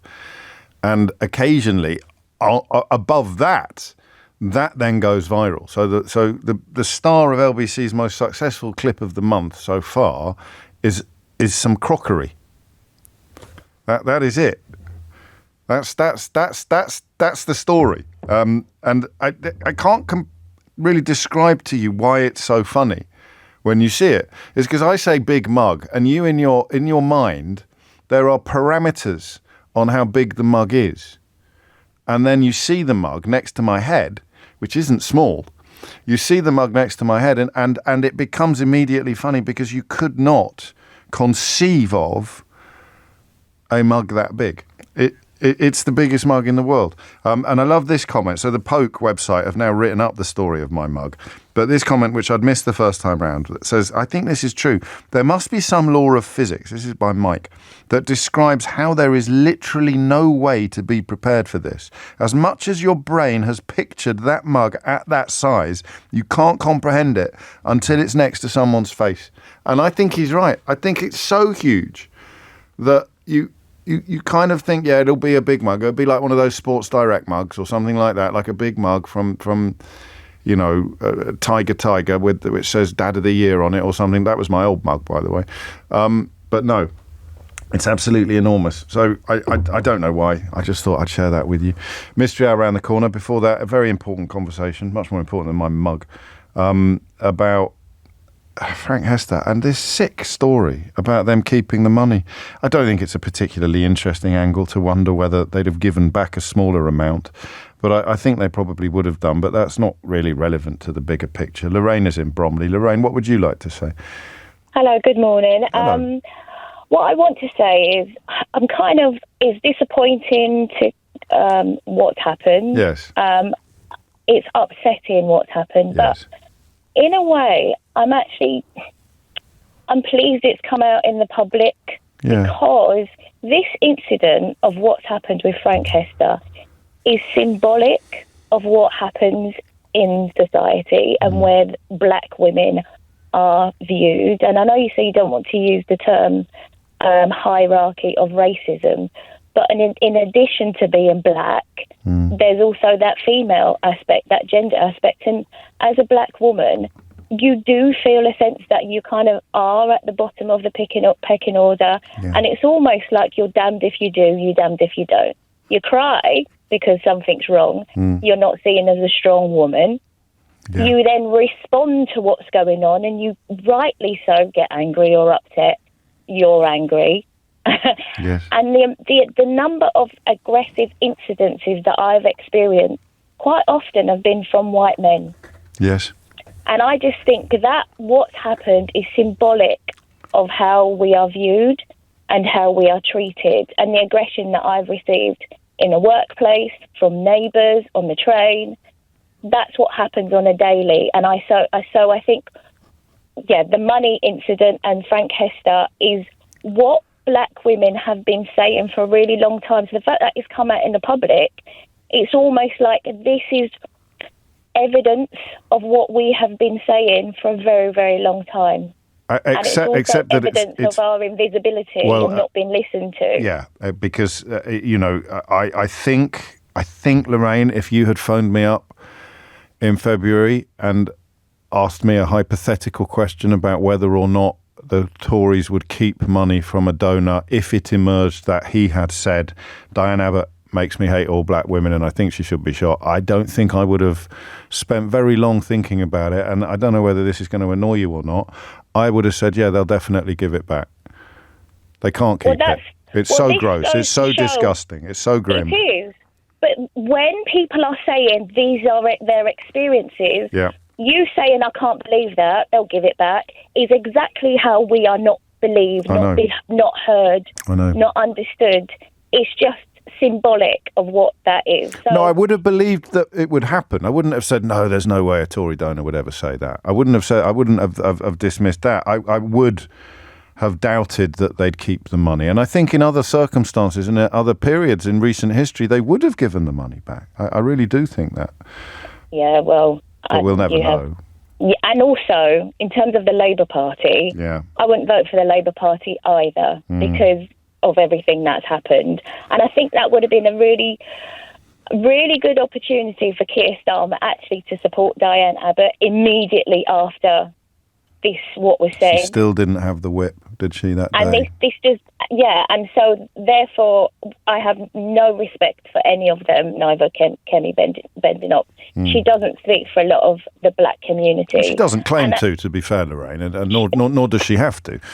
No, well, she doesn't, but fine, she doesn't have to, but not a lot. So you're get a lot of support from us. No, she called it out unequivocally racist, but I can't find reference to what she said about the money. So you're homeless politically then? Called it out. Well, she called it out unequivocally. You know why? Why? Because of her own position. She is so volatile where she is, and it could happen to her. So it would be really dangerous if she decided to sit on that and to say nothing, being so blatant, and nothing happened. Because what she would want is for people to outcry if it happened to her. Well, and we would, wouldn't we? We would. Position. But we would be. There would be outcry. We would be just as disgusted if a Labour donor had made these comments about a black Conservative politician. The problem is that the Conservatives were not disgusted enough to give that money back, which means that every single one of them out on the stoop, every single one, how many leaflets would have been paid for by Frank Hester's money? How many badges, how many rosettes would have been paid for by Frank Hester's filthy money? I don't know the answer to that question. It might be none. It might have gone another way. It might have done something else. But that is what every caller this hour has sort of extrapolated from Diane Abbott's treatment in this case, the treatment that they have experienced throughout their lives, which is why the word to appear most often in the testimonies was tired. Lorraine, thank you. My apologies to Teresa and Zalika and Rosalind and others and Perry. I won't have time to get to you today, but I will find ways back to this. We'll find ways back to this story because I feel it's actually really important. I'm not the Daily Mail. I don't have the heft or the power that they have. But if they can give 13 front pages to Keir Starmer's curry, then we can find our way back to Frank Hester's racism and the abominable treatment of Diane Abbott, even if it's not really generating coverage anywhere else. But up next, time for some silliness. James O'Brien on LBC.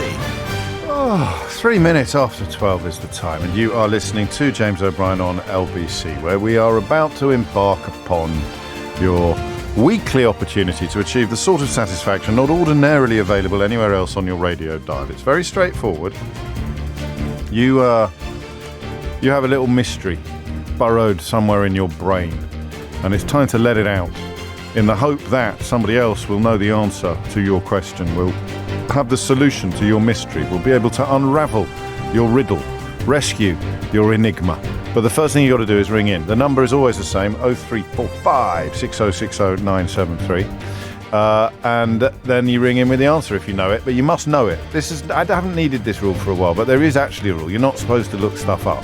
That's the rule. That's the only real rule of Mystery Hour. We used to have rules about being boring, but that was all a bit pot kettle black, frankly, as far as I'm concerned, so we don't do that anymore. So obviously that you've got to know the answer to the question before it's asked, if you see what I mean. And then you ring in with it and I say, what are your qualifications? And you say, oh, well, I've got a PhD in applied mathematics. Or, oh, I saw it on the telly last night, James. Or my daughter asked me this question last week at bedtime, and so I looked it up. But you can't look it up now. Do you see? Anyway, that's what qualifications mean. It doesn't mean, I've got a bag of gymnastics award 4 or something like that. So it's all good. And if you are my favourite contributor of the day, you get a Mystery Hour board game. Management's decision is final. Full terms and conditions are at lbc.co.uk. Mystery Hour board game has its own website at mysteryhour.co.uk. It's a really good game. What it does, it takes from the archive a bunch of questions, hundreds of questions, and it provides a right answer and a wrong answer and a space for you to make up your own wrong answer. Now, this is crucial. People who have played the game and succeeded, huge fortunes have been won and lost playing Mystery Hour. Ocean-going yachts have ended up in the pot per playing Mystery Hour. Whoa! But crucially, if you want to become what I call a Mystery Hour maestro, if you want to become a Mystery Hour maestro, the trick is in the made-up question. So you give yourself a little bit of time at the beginning to come up with a really good one. Personally, I would write it down so that it's clear that you're reading it. If it looks like you're making it up as you go along, then it will stand out from the right answer and the scripted wrong answer. So you get a right answer, a wrong answer, and room for your own answer. And the way to get maximum points is to persuade other people playing that the one you made up is the correct answer. So the more plausible your made-up answer is. So the wrong answer can be plausible. Sometimes it's just funny. But the more plausible your wrong answer is, the more likely you are to win the game. And in order to win your own game, just make a brilliant contribution today. And you find out more about the game, as I said, at mysteryhour.co.uk. I'll take this. I don't normally read texts on the during this hour of the programme because we've got so much to get through. But Chris writes, politics. I've just realised the election is on July the 4th. It's a Thursday. The nation needs to know what will happen to Mystery Hour. Chris, you've not been paying attention. We can't talk about the election on July the 4th. Elections are always on Thursdays, and Mystery Hour was invented on a Thursday, on an election day, in order to give us at least 1 hour in which we didn't really run the risk of satisfying our political paranoia. I've got paranoia. Everybody still clear about yes? And I like this as well. James, start giving out giant LBC mugs with the board games. Spread the love. No. It's my mark. No. We might do some merch. Who knows? 12:07 is the time. Should we get going? I think we should. Baljit's in Maidenhead. Baljit, question or answer? I have a question for you, James. Carry on, mate. Firstly, loving the show. Thank you. It's all right. And I would love one of your big mugs if you're going. Well, but anyway, there's a lot of this. Do you know who the really funny people are? Go on. The ones who reply to the clip and they say something like, "Oh yeah, there is a big mug in that clip, and also a big cup." Or something. Do you see? They're hilarious. I think they're hilarious because that's really Anyway, on we go. Right. So my question is: I've noticed over the last probably a couple of years, maybe a bit longer, that when you see particularly Tory politicians on the news, Question Time in news clips, and they're trying to make a point, they hold their hands in a really weird way. So I think I noticed it with Michael Gove initially, and when I was describing it to your colleague, it's almost like their hand is closed. So I'm doing my left hand at the moment. So if your hand is closed, almost like there's got a pool cue or a racket being held in it. In my left hand? In your left hand. It could be all right. They sometimes do both. Right. And whereabouts is it? How high up is it on my torso? Oh, it's right-angled. So your elbow's sort of right-angled. And they almost like you're pointing. But is the top half of is down by my side?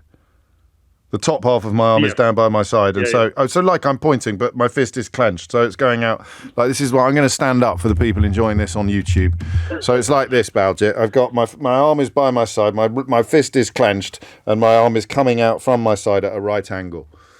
Yes, and but your fist is clenched in an open sort of way with your thumb on top of your index finger. Yeah, got it. Yeah, okay. And they point like that, and I see it on the news. On Question Time, etc., quite a lot. And I want to know where it comes from. So is the index finger pointing out from the fist, or is it level with all the other fingers? No, it's a bit level with the others. Yeah, it's not. It's like this then. So and they use it and they do this, do they? They kind of stress the points. They go, yes, and I'll tell you another thing. Da da da da da. And it's okay. And you think they're all doing it in the same way? Mostly Tory politicians. That's the only ones I've seen where I've noticed it.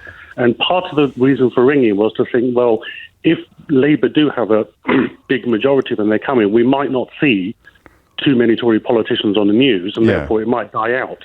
So I want to know, where does it come from, and what do they think it conveys? Because for me, it just looks really unnatural. Well, they did that thing. Do you remember when they did the power stance? About 10 years ago, George Osborne was. They kept being filmed looking really awkward. Now I'm terrible posture-wise. I look. This is why I'm so happy on the radio, Baljet. I can look absolutely ridiculous. My posture is unbelievably awful. It sometimes looks like I've melted into a chair when I'm conducting an interview, and I'm awkward as well. I'm physically awkward. I am not a graceful person. So I'm well aware of the pot kettle black. Element here, but my God, they look so stupid. Theresa May as well. It was like they'd been taught to sort of hold their arms back. And do you remember? So it's probably some form of media training. And a few people agreeing with you that Michael Gove, Martin says, yeah, he's right. Me and the wife hate it. And Greg says, Gove started it. Elisa says, that's where I probably saw it first, and I see it all the time. There was this guy, Bim Alaf, whatever his name is now. Yes. Well, it's the same as it's always been. I think it's Alafalumi. Bim Alafalumi, I think. I haven't got it in front of me. And he does it quite a lot. And it just looks so unnatural. And you just think, you're drawing attention, or my attention now is drawn all the time to their hands. But you just don't look like you look like you're Blair used to do it, apparently. Blair used to do it, but he had his finger pointing out the top. It was like a weird... Doing it to be less aggressive, maybe? So they're not pointing? Because if you point, you can look quite... Who did the pointing in a debate? Wasn't there someone did a lot of pointing? It might have been Sunak, actually, with Liz Truss. Anyway, you're on... So it's like a clenched hand... Loosely clenched hand stress point, as it were. Yes. Yeah, and like an emphasis point. Yeah, you're right. That's the word I was looking for. You're on. I'd be amazed if we get an answer, but I've enjoyed our conversation enormously. Take care, Baljet. There you go. Perry's in Canary Wharf. Perry, question or answer? Hi, James. Good afternoon. I've got a question for you. Thank you, Perry. I recently turned 60, actually. Congratulations. And thank you very much. And for the past half of a century, 50 years, I've been thinking about this question on or off. Yes. And the question is simply, in a tube of Smarties, and they come in all sorts of different colours, yes. Why is it that orange is the only one that has a flavour that is not the generic chocolate? So orange actually tastes like orange, at least it does to me. Terry's chocolate orange, it tastes of orange, but none of the other flavours. Yellow it's different. Like... Terry's chocolate orange doesn't taste like an orange Smartie. Correct. It's got a more acute orange flavour, if anything. But nonetheless, the orange... No, I mention that because I know why. I know that bit why. Well, you might come up with the answer then. But how come orange is... Well, let's just say orange is the only one that taste of anything that you could describe by its colour. I mean, the red doesn't taste of strawberry, the green doesn't taste of lime, the yellow doesn't taste of lemon. Why do they just make one colour? There's 4 more. The brown the brown does taste of chocolate, but that's not the point, is it? Yeah. Purple doesn't taste of... that's not... aubergine. It's not the case with... well, I don't know how to answer the question. I know why orange Smarties have a flavour, and I know why it's a different flavour from the Terry's chocolate orange, but I don't know. I mean, it's an odd question because why do the other 7 not have a flavour? Why does orange? It's just the way they made it. Yeah, but somebody must have decided orange ones. Let's make that flavoursome. But all the others, let's not worry about them. Yeah, okay. No, well, that's what I mean. It wouldn't be. I don't think it's discrimination against the other 7 Smarties. I think it's more. Well, we can do this. So, because anyway, just to show off my completely useless knowledge, it's in the shell. The flavour. It's not in the chocolate, which, when you think about it, makes perfect sense. Otherwise, they'd have to have a separate production line for orange Smarties. Whereas in fact, they just split them up. Exactly. Let's go and get the special chocolate specifically for that. Yes, exactly. Yeah, but then you couldn't you? You could make a flavour for the yellow. You can make a flavour for the shell, couldn't you? And they can all be different flavours. No, you could. So I'm just showing off that tiny little bit of Smarties-based knowledge that I have. And with the Terry's chocolate orange, obviously there's no shell, so the orange oil is in the chocolate. But why do orange Smarties have a flavour? We could have a problem here. Uh-oh. What if only Smarties have the answer? Mr. Smarties might have to phone in. That would be a Ray Liotta. I wouldn't. How high up in the Smarties empire would you have to be to get a Ray Liotta if you ring in to answer this? I mean, who invented the Smartie? It would have to be Gary Smartie himself. Gary Smartie, yes, exactly. Or Marty Smartie. Marty Smartie. It's on the list. Why are only orange Smarties flavoured, as it were? But we'll find out. And the hand clenching or the soft pointing or whatever you want to call it, where does it come from? 12:15. James O'Brien on LBC. I love this job so much. It's ridiculous. 12:17 is the time, and a special shout out to Martin Smart, who has just WhatsApped us, which means I can actually see his full name and indeed his history. So I know that he has not just sort of set up or changed his name on his WhatsApp account to pretend to be called Martin Smart, so Marty Smartie, or very, very nearly Marty Smartie there in Ray Liotta territory, if indeed the inventor of Smarties were to ring in and tell us why the orange one is flavoured. And lots of possibilities on Baljit's question. I think power thumb might actually be an acceptable, like the consensual phrase. Power thumb, but do we know where it came from? Is it a deliberate taught thing? The politicians sort of soft hand clench to emphasise a point, points of emphasis, but definitely no pointing. James is in Southampton. James, question or answer? Question. I'll just say that the Smartie joke at the end before the ad break, that was the second big laugh out loud moment of the week on your show, I must say. What was the first one? I'm intrigued now. It was James in Durham on Wednesday, Lord. Tuesday. Yeah, bless him. I think you said, policemen outnumber street. You said, everyone's outnumbered by policemen. It doesn't matter what street you're on. Yeah, that was an unfortunate moment, but thank you. Anyway, where? What's your question? Okay, so it's gardening related today. So I've been buying some plants to put in the garden, and when you go to the garden centre to look on the list, it gives you like a rough estimate of how likely the size they like to grow to. But I was buying some roses, and it literally says small creeper, medium creeper, high creeper. Yeah, so I'm looking at the sizes to plan how many I can fit into my bed, and that made me wonder when does the plant actually know when to stop growing? The plant can't just conform. I was thinking exactly the same thing on Sunday or Monday when I was down at the garden centre. Yeah, I mean, if you give it all the right nutrients and the sunlight and what it needs, then what's there to stop it from just continuing to grow? They can do. I mean, that's the same rose, the same flower, and 3 different things for sale in the same garden centre, promising that it will end up being 3 different sizes. Yeah, it's incredible, isn't it? So how do they know? How does the plant know to stop growing, as it were? How does the plant producer know as well? Yeah, you're on. All right, I like that. Thank you, James. 0345 6060 973 is the number to call.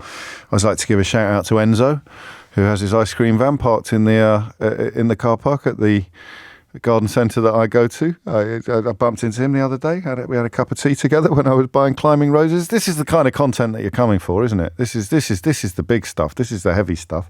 Phil's in Crawley. Phil, question or answer? Question, please, James. Carry on, Phil.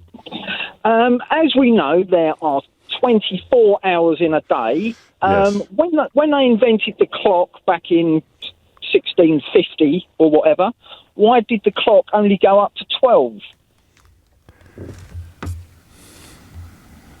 Yeah. Well,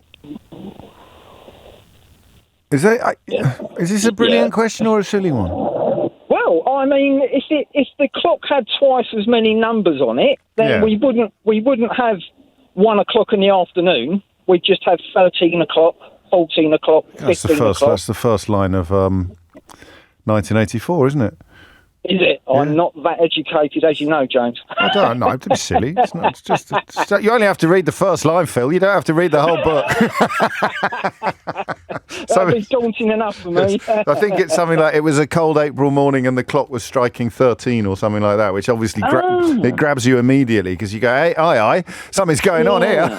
So it could be a valid question then, James. Yeah, I guess it could, but I mean, why did the first clocks not have 24 numbers on them? Yeah, absolutely. Yeah, all right, you're on. Let's see how we get on with that one. Cheers, Phil. Mind how you go. 21 minutes after 12. Why did the first clocks not have 24 numbers on them? Remember, if you can answer any of these, 0345 6060 973 is the number that you need. Alex is in Banbury. Alex, question or answer? Question, please. Carry on.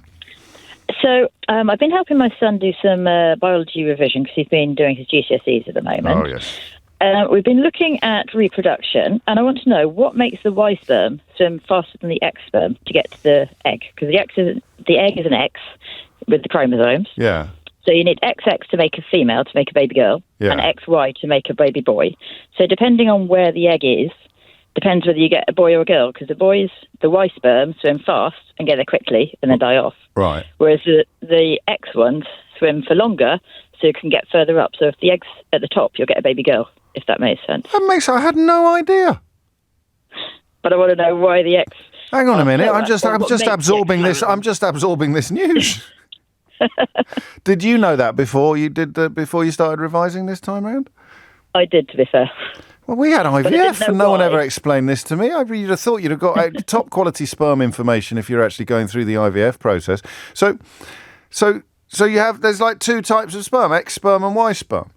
Yeah, because the egg is always an X, so you either get XX to make a baby girl. Oh, I know, I understand all that. I mean, how could it be differently? I know I'm sounding very stupid now, Alex, and you're very politely not pointing it out. So why does the Y sperm swim faster? Yeah, well, isn't that the same as? Go on.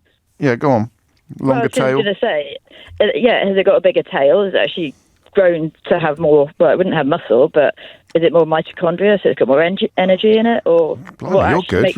You've really taken on board this biology revision, haven't you? Okay. So I like it. Why does the Y sperm swim faster than the X sperm? I didn't know any of that. I mean, to be fair, I did a biology GCSE in 1988, and I haven't helped mine with that one. But we shall try and get you an answer. 23 minutes after 12 is the time, and good luck in the exam if he hasn't done it already. Matt's in Solihull. Matt, question or answer? It's a question, please, James. Yes. I'll tell you what, there's been some good questions so far, so the bar's been set quite high. Yes, I know. You sound as if you're worried you might not clear it. Oh, no, the Smartie one got me. So we're having a barbecue at the weekend, and my nephew walked up to me and he pointed to my arm and he said, my mum's got that mark on her arm and my dad. Yeah. And when I looked down, he was pointing at where I'd had my TB jab. Oh, I thought it was going to be your West Brom tattoo. And it got me thinking, why is the TB jab the only jab, as far as I'm aware, that leaves a lasting scar? I mean, I'm 44, I'm still scarred.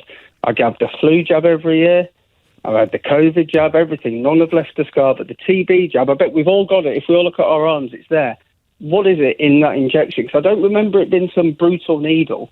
It was. I remember it being a bit more painful than other jabs. Because obviously I was at school. You'd try and hit everyone on their jab mark, so it hurt even more. I remember everyone telling us that it was absolutely painful. So the night before, I was pinching my arm to try and get used to the pain, and then when it had happened, I realised I actually caused more damage through pinching it than the actual injection itself. Yeah. No, well, you're on. I like that question. So, and that is the only one. It leaves a noticeable mark, a noticeable scar. So it must have something to do with what's in the vaccine itself, rather than the nature of the vaccination process. It's not the needle that's doing it, because other needles don't, unless it's a massive needle. But like you say, I don't remember that being the case. Thank you, Matt. 1, 2, 3, 4, 5, 6 questions on the board now. 25 minutes after 12 is the time. Remember, I'm constantly thinking of winners. Who is likely to get the free or the prize, the Mystery Hour board game prize? At the moment, I don't know that there's a standout candidate, is there? I might let you decide one week. Carla is in Ludgershall, I think, in Wiltshire. Carla, question or answer? I have an answer. Oh, carry on. So your caller that was talking about the politicians holding their fist and with their thumb down, it's called the pointless point. And it's a way of emphasising the point you're making without pointing your finger, because that's shown to be aggressive. And where does it come from? I have no idea, but I did a A-level in communication studies, and it was one of my projects was on politicians' body language. Oh, really? So we did a lot of that, yeah. Tony Blair did loads of it. And Bill Clinton did as well, didn't he? Yeah. But they must be getting it trained, and we're trained into them, this modern generation. I'll read this out, because you've already provided the answer, but Sarah gives a little bit more detail. She says, I think it's a gesture that was practiced by classical rhetoricians like Cicero. We're taught to gesture to make points. And we had at school old copies of the Latin primer, and there'd be an image of Cicero in there in full flow, doing a similar sort of power thumb gesture. So it would, I probably got clocked a long, long time ago that it makes you see, you don't lose the power of emphasis, but you don't seem to be aggressive. And your qualifications are you got an A-level in communication studies. So there you go. It's finally come in useful, Carla. Yeah. Round of applause. I waited a long time for that. Yes, it was worth it. There we go. And that's off the list. Thank you very much indeed. And that was the first question asked as well. So the first question asked is the first question answered. Frank's in Carlisle. Frank, question or answer? I've got a question. Yeah. It's about airships. I wanted to know how long is it going to be before we can fly places on airships instead of planes? Because there was that Airlander. Do you remember the flying buttocks, they called it, about 3 or 4 years ago? No. And that seemed to get a lot of press, that this was going to be the next thing in flight. Really? Yeah, because it uses helium, so it doesn't need as much in terms of energy. It's better for environmental concerns. Oh, okay, yeah. So it's probably going to be a bit slower. Doesn't it take ages, though? Well, yeah, but I mean, wouldn't you? I mean, if you're on an airship, I would assume you've got a bit more space to move around. You know, it's going to be a steadier flight. I don't know. I'm curious about where it's at. But I'm curious about why you think it was. It's like that's the direction of traffic, if you pardon the pun, that we're heading towards. That there's a genuine effort afoot to replace a lot of air travel with airship travel. Well, it was in the news a few years ago, and it seemed to be quite a popular thing. I don't know if I can Google flying buttocks on the work computer, because Sheila might come in and look at my search history. It was called the Airlander. That was its official name. Not really supposed to Google during Mystery Hour, but it's a question, not an answer. So it's not like I'm going to try and answer it. Is it the Airlander 10? It was called. Yeah. So I'm just curious as to whether or not people are still pursuing this. Yeah. Well, that's a good. Is it a thing? I mean, it's an environmentally more friendly way than. You'd think so, because everybody says air travel is one of the worst things, don't they? Yeah, for the planet. So is there a prospect of airships becoming a meaningful option? A meaningful option? Yeah, I like that. I often think about hovercrafts. God, that sounded so Alan Partridge. I often think about hovercrafts. But I do, because I thought by now we'd all have little hovercrafts. I thought that was the way that the world was going when I watched Tomorrow's World as a kid. And actually hardly anyone, even if you can't even get a hovercraft. I think they just proved to be too inefficient energy-wise. But being able to float over water and land, when I was about 10, that seemed to me to be a fantastic idea. And I think wasn't there someone in Barnes in South London who had a hovercraft and they could drive it to work on the river and on the road. Sorry, I'm just having a bit of a moment live in the studio. Jenny Balsby here now with your headlines. James O'Brien on LBC. 33 minutes after 12 is the time. You can still get a hovercraft to the Isle of Wight. Sorry, sometimes I have a moment where I imagine a mythical listener just tuning in. Like precisely that moment. And of course, if you hear me coming back from the news, so you say, hi, and it's 33 minutes after 12, you're listening to James O'Brien on LBC. And then I presume you were listening before the break and take up a conversation. It's normally quite straightforward, but occasionally I must sound absolutely tragic. So you come back, you've just turned on your radio, you come back from a news bulletin and the presenter says, apparently you can still get a hovercraft to the Isle of Wight. I'm back, presumably. What's he talking about? Never mind.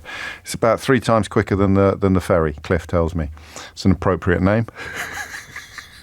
I'll stop now. Will's in Colchester. Will, question or answer? It's an answer to the plant question. Oh, lovely. Carry on. So on a plant label, there'll be a height and a width. Yes. And depending on who's produced that, it will either be the final height and the final width, which is what we all really want, but quite a lot of books actually tell you the height in 10 years when it's for trees. Oh, yeah. Which is nice, but it doesn't ever explain that. That's the trouble. And obviously we know the height because we've grown them and then... So it's like humans then, in a way. I mean, we know when to stop growing. So it just... So you've just... They will eventually get to a final height, but the actual labels, because you can pick one book and it will say 5 metres and another book will say 10 metres and you think, well, which one's right? Well, they probably both are. It's just one is in 10 years' time. And one's gone. Yeah, of course. I mean, it's like how long is a piece of string? But in the garden centre, when I'm buying my climbing rose, they've got 3 different types then, if it's the same rose.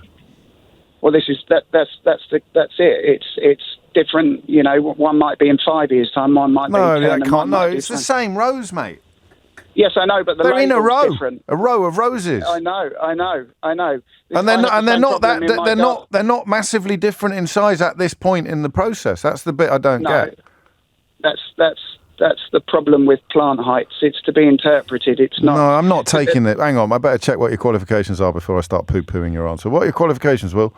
Well, I've done this all my life. My dad's done this all his life. We've got a garden centre in Colchester. Oh. We grow trees, shrubs, hedging, and send it all over the UK. Yeah, all right. I won't poo-poo your answer in that case. You clearly know of what you speak.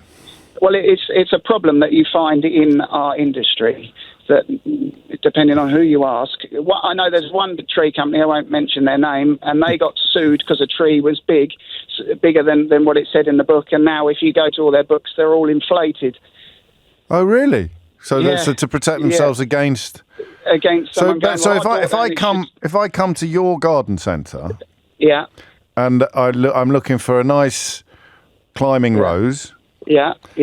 David Austin actually was the one I went for. They'd be very nice. Very nice. They are the cream of the crop. The cream of the crop, aren't they? Literally, not the creme de la creme, the cream of the crop.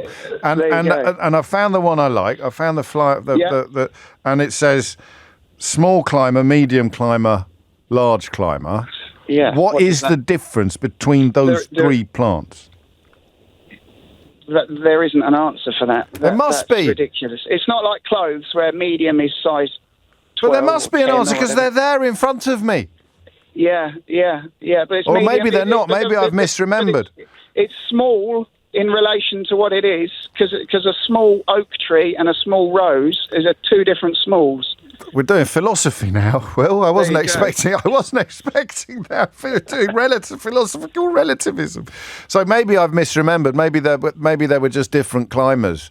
One was not 3 variants of the same thing. Meters, what role does rootstock play in growth? That's a bit like the engine in the car. Right. You can have a Ferrari with a little engine in it. Yeah. Which is what they do with fruit trees, because you can't climb up ladders anymore to pick fruit. So you've got the same variety of fruit tree, just with a smaller rootstock, so the plant doesn't get so big. Well, that's part of the answer then. So you'd graft it to that rootstock, and you'd have a fair idea of what sort of size it was going to be. Yeah, or you can go the opposite. You can get a plant that's very nice and produces very nice apples, but is quite dwarf. You can stick a very vigorous rootstock in it and effectively tune it to be a bigger plant. I think you've got over the line. Can I ask you for some personal advice? Go on. I've got a damson tree. Yeah.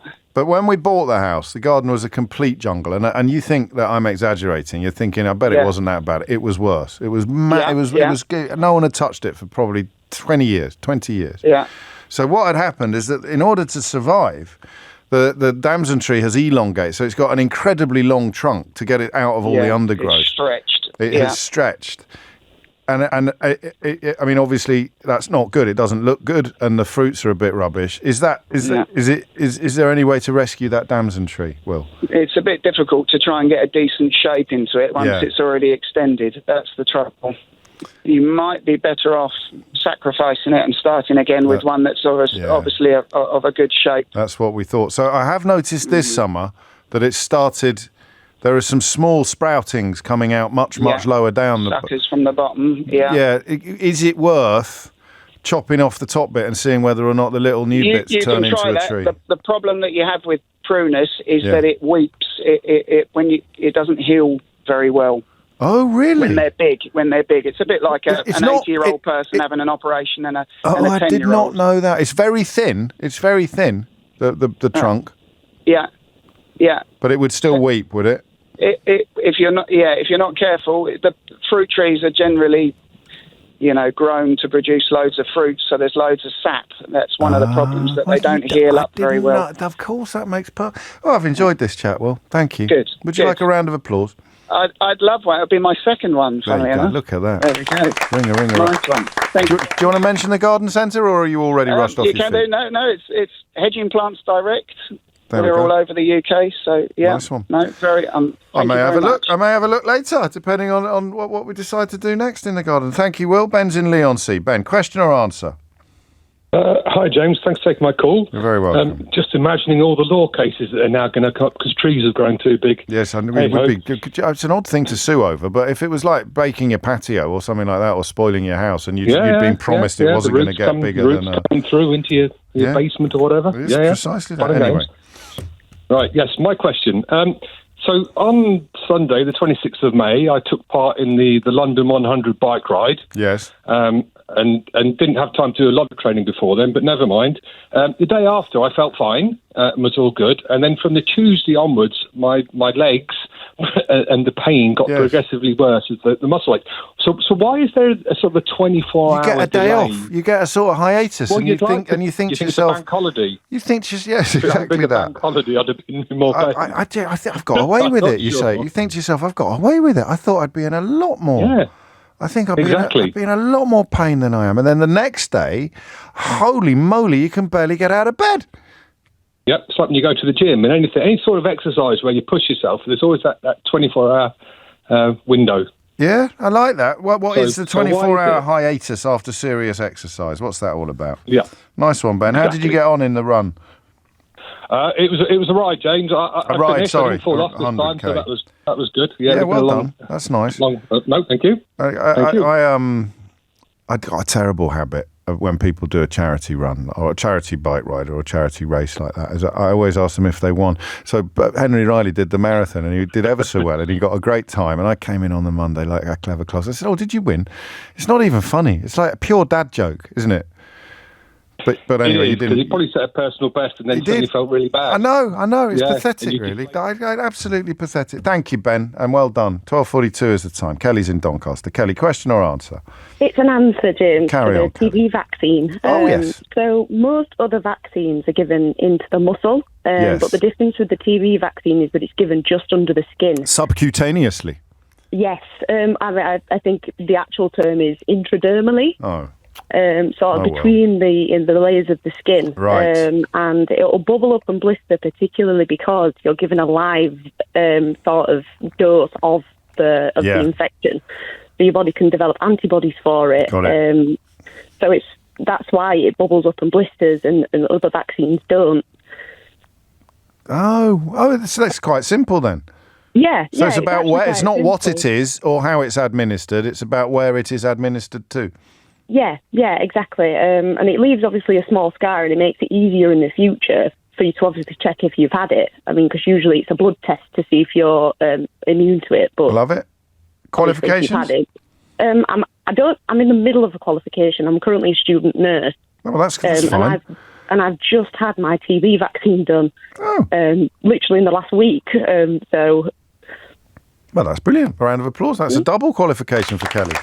You're probably the most qualified person in the country to answer this question at the moment, in the middle of your studies and recently vaccinated as well. Thank you, Kelly. Questions that still need answers then. So we've got the soft, we've done the hand clenching. Why are only orange Smarties flavoured? We've done the flowers and plants question. Why? I know that one. I should have got that one, Phil, when you think about it. Why would the first clocks not have 24 numbers on them? Think about it. Anyway, we've done the sperm speed. We've done the TB scar. Are airships going to be a thing? Are airships ever going to replace aeroplanes? And what was... Have we got one more? Or is that it? And that was it. The 24-hour... sort of hiatus in pain that you get after some serious exercise. Who asked that question? What was his name? Was it Ben? It was Ben, yeah. It's coming up to 11:45. Squeeze in one more. John's in Manchester. John, question or answer? It's a question. Thank you. I've been blind for about 3 years now, and I've just had the operation for cataracts. I can see again. But during that time, I've had a lot of time to... think about things. I bet you have. And one of my hobbies is the meaning of words and place names. Oh, lovely. Right. Yeah. And this one word has been nagging at me. My favourite animal in the world is a penguin. Solid and choice. I was thinking to myself, why is the name penguin, why is it named after a Welsh word, which means white head? Is that true? Does it?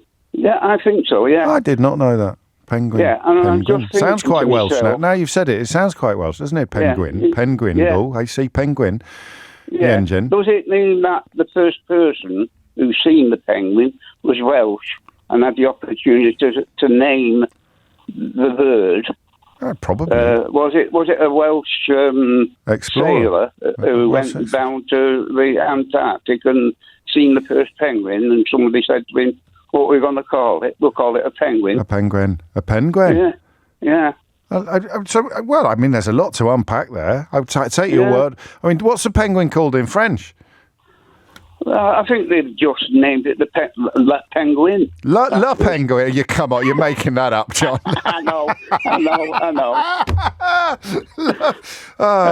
La Penguin. La Penguin. Yeah. Yeah. There's a lot of questions about French anyway, isn't there? The French frog's legs. What do they do with the rest of the frog? Yeah, we haven't got time for that one, John. I know, but why is it? And it's definitely Welsh. Yeah, penguin. Pen is head. And Gwyn is white. So who named the penguin? Who named the penguin? Who named the penguin? Penguin. There is a lot of. I don't know whether you know this. I sense you probably do. There is quite a large Welsh community in Patagonia. Yes, I know. Where there are possibly penguins. Yeah, it could be there. They play a lot of rugby. That's why they play rugby. That's exactly right. That's exactly right. Yeah, that's exactly. Yeah. Well, you're on. Who called a penguin a penguin? Yeah. But no. Thank you for listening to me anyway. Well, John, it's a pleasure to listen to you. And if I may ask you one more question, when your sight was restored after 3 years being beset by cataracts. It's wonderful. Oh, I can't even begin to imagine what that would be like. What did you most look forward to seeing again? I can't think really. One of the first things that I appreciated was looking through my window and seeing the clouds go past. I didn't know I'd missed it that much. And that's what I missed and I didn't know that I missed it. But while I was watching the clouds, something ridiculous happened. What's that? A seagull collided with a blackbird and they started fighting in midair. And it got me thinking of why all these birds, millions of birds, are flying around and why you don't see them colliding with each other. Crikey. You went from poetry there to surrealism. Well, that's what I've been doing while I've been blind. I've been composing poetry as well, which I didn't think I could ever do. I mean, I do it. Go on, give us one. No, the rude. Yeah, very rude. Well, we'll leave it right there, John. You take care, mate, and I hope we speak again soon. It's 12:48. James O'Brien on LBC. It is 10 to 1. You're listening to James O'Brien on LBC. A lot of love for John. I know you're like me because you really want to hear one of his rude poems. Now I know that he has a proclivity for rude poems. I'm very grateful that he gave us the answer to the question I asked him about what he'd most look forward to seeing after he came back after his eyesight was restored by that cataract operation, because he could have indulged some of his lewd enthusiasms at that point in proceedings, and thankfully he didn't. But can we find out, and I think this should be our top priority for John, who is almost certainly going to win a board game in about 8 minutes' time. But for the benefit of John, can we find out who called a penguin? Because we think it's Welsh, and that doesn't make any sense, what with there being no penguins in Wales, except, of course, in a zoo. Sharon is in High Wycombe. Sharon, question or answer? Answer. Carry on. Good morning, James. Hello. Lovely to speak to you. Likewise. Can I just say that 8 years ago, when my daughter got married, you were actually on a video that was played for her wedding. You made a comment about the wine being passable or something like that. Someone would have, just to be clear, I wasn't sort of gate crashing proceedings, but someone had asked me to record a special message for the bride and groom, I presume. Yes. Well, it was. Yeah. I don't know if you'd been to another wedding and you said that, or whether it was for my daughter. Anyway, she loves you. Oh, how lovely! Well, do send her my love, won't you? I think it sounds bespoke. She's probably listening. Actually, that rings a bell now that you mention it. I think I did record it. Did I not say their names? No, you just said the wine was passable. Oh, okay. Or reasonable, something like that. She'd know. Yes. So my answer is to the sperm question. Why do the Y sperm swim faster? Yes. So you've got 23. You've got 23 pairs of chromosomes in your normal body cells, and in the sperm cell, you have half. So you have 23, and in the egg cell, you're 23, and the last pair 23, are known as the sex chromosomes. Right. So in the Y sperm, you've just got a Y sex chromosome, and in the females, you've got the X sex chromosome. Yes. So the Y has got a little bit missing. So it weighs ever so slightly lighter. And therefore it moves ever so slightly faster, but faster enough to have an influence upon fertilisation. Yes, and there are some people, didn't work for me, where you can if you time having sex just as the egg's ovulated, the Y sperm swim faster, get there. Yeah. You've got more chance of having a boy. You shouldn't have said that on the radio. If your daughter's listening, should you, Sharon? She knows. Flippin' heck. I think I told her as well. Okay. It's too late. It's out there now, isn't it? I like that. So it makes perfect sense then. So depending on... So why would the shorter journey suit the other one better? Why would you be more likely to have a girl? If it's a shorter journey? Yeah. Because surely they come out of the blocks fast. If you have the X sperm are supposed to be more, what's the word? Robust. Vigorous, yes. Vigorous. They're more robust. Yeah, okay. So you're on? No, you got it. So, yeah, okay. What are your qualifications, Sharon? Well, I am a retired biology teacher, but also I did a lot of research when I was trying not to have a daughter. Called Evie. Yes. Hang on, aren't you a bit freaked out that I knew that last bit? Do you know her name was Evie? I've already mentioned that. No, you didn't. No, you didn't. Oh, so you didn't say her name in the wedding video? No. Hang on, you need to be more freaked out by that. Yeah, how did you know that? Yeah, thank you. Even more freaked out, I think. How on earth did I do that? Because everyone's listened to this. You can listen back on Catch Up. You've not said anybody's name. How did you know her name was Evie? She just texted me, so I can't believe my mum's phoned you again. and now I've got quite a little running commentary here. She says, now she's talking about sex. I've got a gross here as well, so I've got James, that's my mum Sharon again, followed by, she's talking about sex, followed by gross. So I've had a kind of weird red button type director's cut commentary coming from the daughter that you never wanted while you've been talking to us about sperm. Here's a round of applause for Sharon and for Evie, I think, at the very least. That's lovely stuff. Bye-bye. No, thank you. Take care, Sharon. I think your phone's about to ring. Tom's in Tame. Tom, question or answer? It's an answer, thanks, James. Carry on. So it's for DOMS. It's for the muscle soreness. Yes, the 24-hour hiatus. Yes.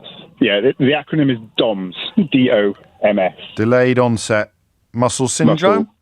Soreness, sorry, go on. Say what you see, pretty much. So, essentially, what your man would have done on his cycle ride is he would have done that big old cycle ride in one go, possibly without doing, I don't want to have a slight on him, but maybe not doing the full amount of training that he could have done. Sounds plausible. To prevent it, because that's one way to prevent it.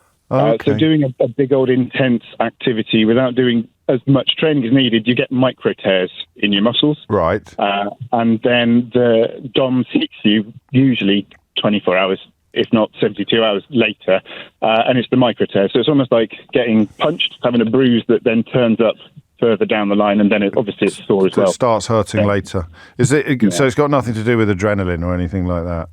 No. I mean, Does it starts hurting when it starts repairing, maybe, or something like that? Yeah, well, that's how you build muscle, right? So you get micro tears from when you do weight training or similar. The tears then repair back stronger as well. So, yeah. Yep, qualifications? Chemistry and sport and exercise science degree. Flipping out, that'll do. Round of applause for Tom. Thank you very much. Thank you. Matthew's in Waltham Abbey. Matthew, question or answer?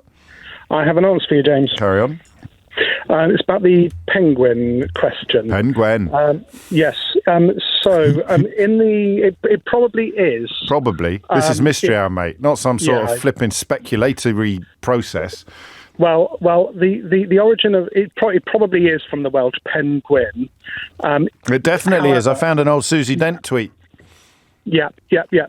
So in the Northern Hemisphere, we have a species of birds called auks, and they fill the same ecological niches as penguins in the Southern Hemisphere. Now, there's an extinct auk called the great auk, which died out in mid-Victorian era. Wasn't that it looks great? Remarkably like a penguin. No, I don't know if it tasted very good, particularly. Yeah. It died out in about 1852 was the last sighting of it.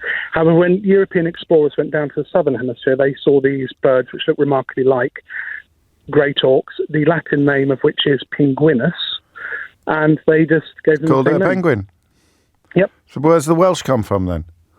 So there's an island off the coast of Wales called Penguin, which does mean white head, which is a colony of auks. But it could be that, but it could also be the fact that they have white on their heads as well. That'll do. Qualifications? I'm a very amateur ornithologist. Oh, so am I. Actually, I'm probably more amateur than you. Aren't there a lot of robins?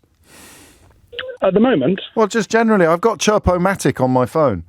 I keep thinking, well, that's nice. I've found a new bird, so I record it. It's always a bloody robin. Oh, you're in Chiswick, aren't you? So yeah, you would hear those. Yeah. So robins call loudly during the day because they territorially, and they can call over the noise of all the traffic and home. And they end up dominating your soundtrack. Anyway, have a round of applause on me. Thank you. Thank you. I'm going to give the Mystery Hour board game to John, which is something for him to do when he's not watching seagulls smash into blackbird. Was it a blackbird? No. Was it a blackbird and a seagull? A seagull would win that. Are you sure it wasn't a crow? Anyway, if you missed any of today's show, you can listen back on Catch Up on Global Player, the official LBC app, where you can also pause and rewind live radio. Download it now for free from your app store or head to globalplayer.com. Coming up at 4 on LBC, but now it's time for Sheila Fogarty. James O'Brien on LBC.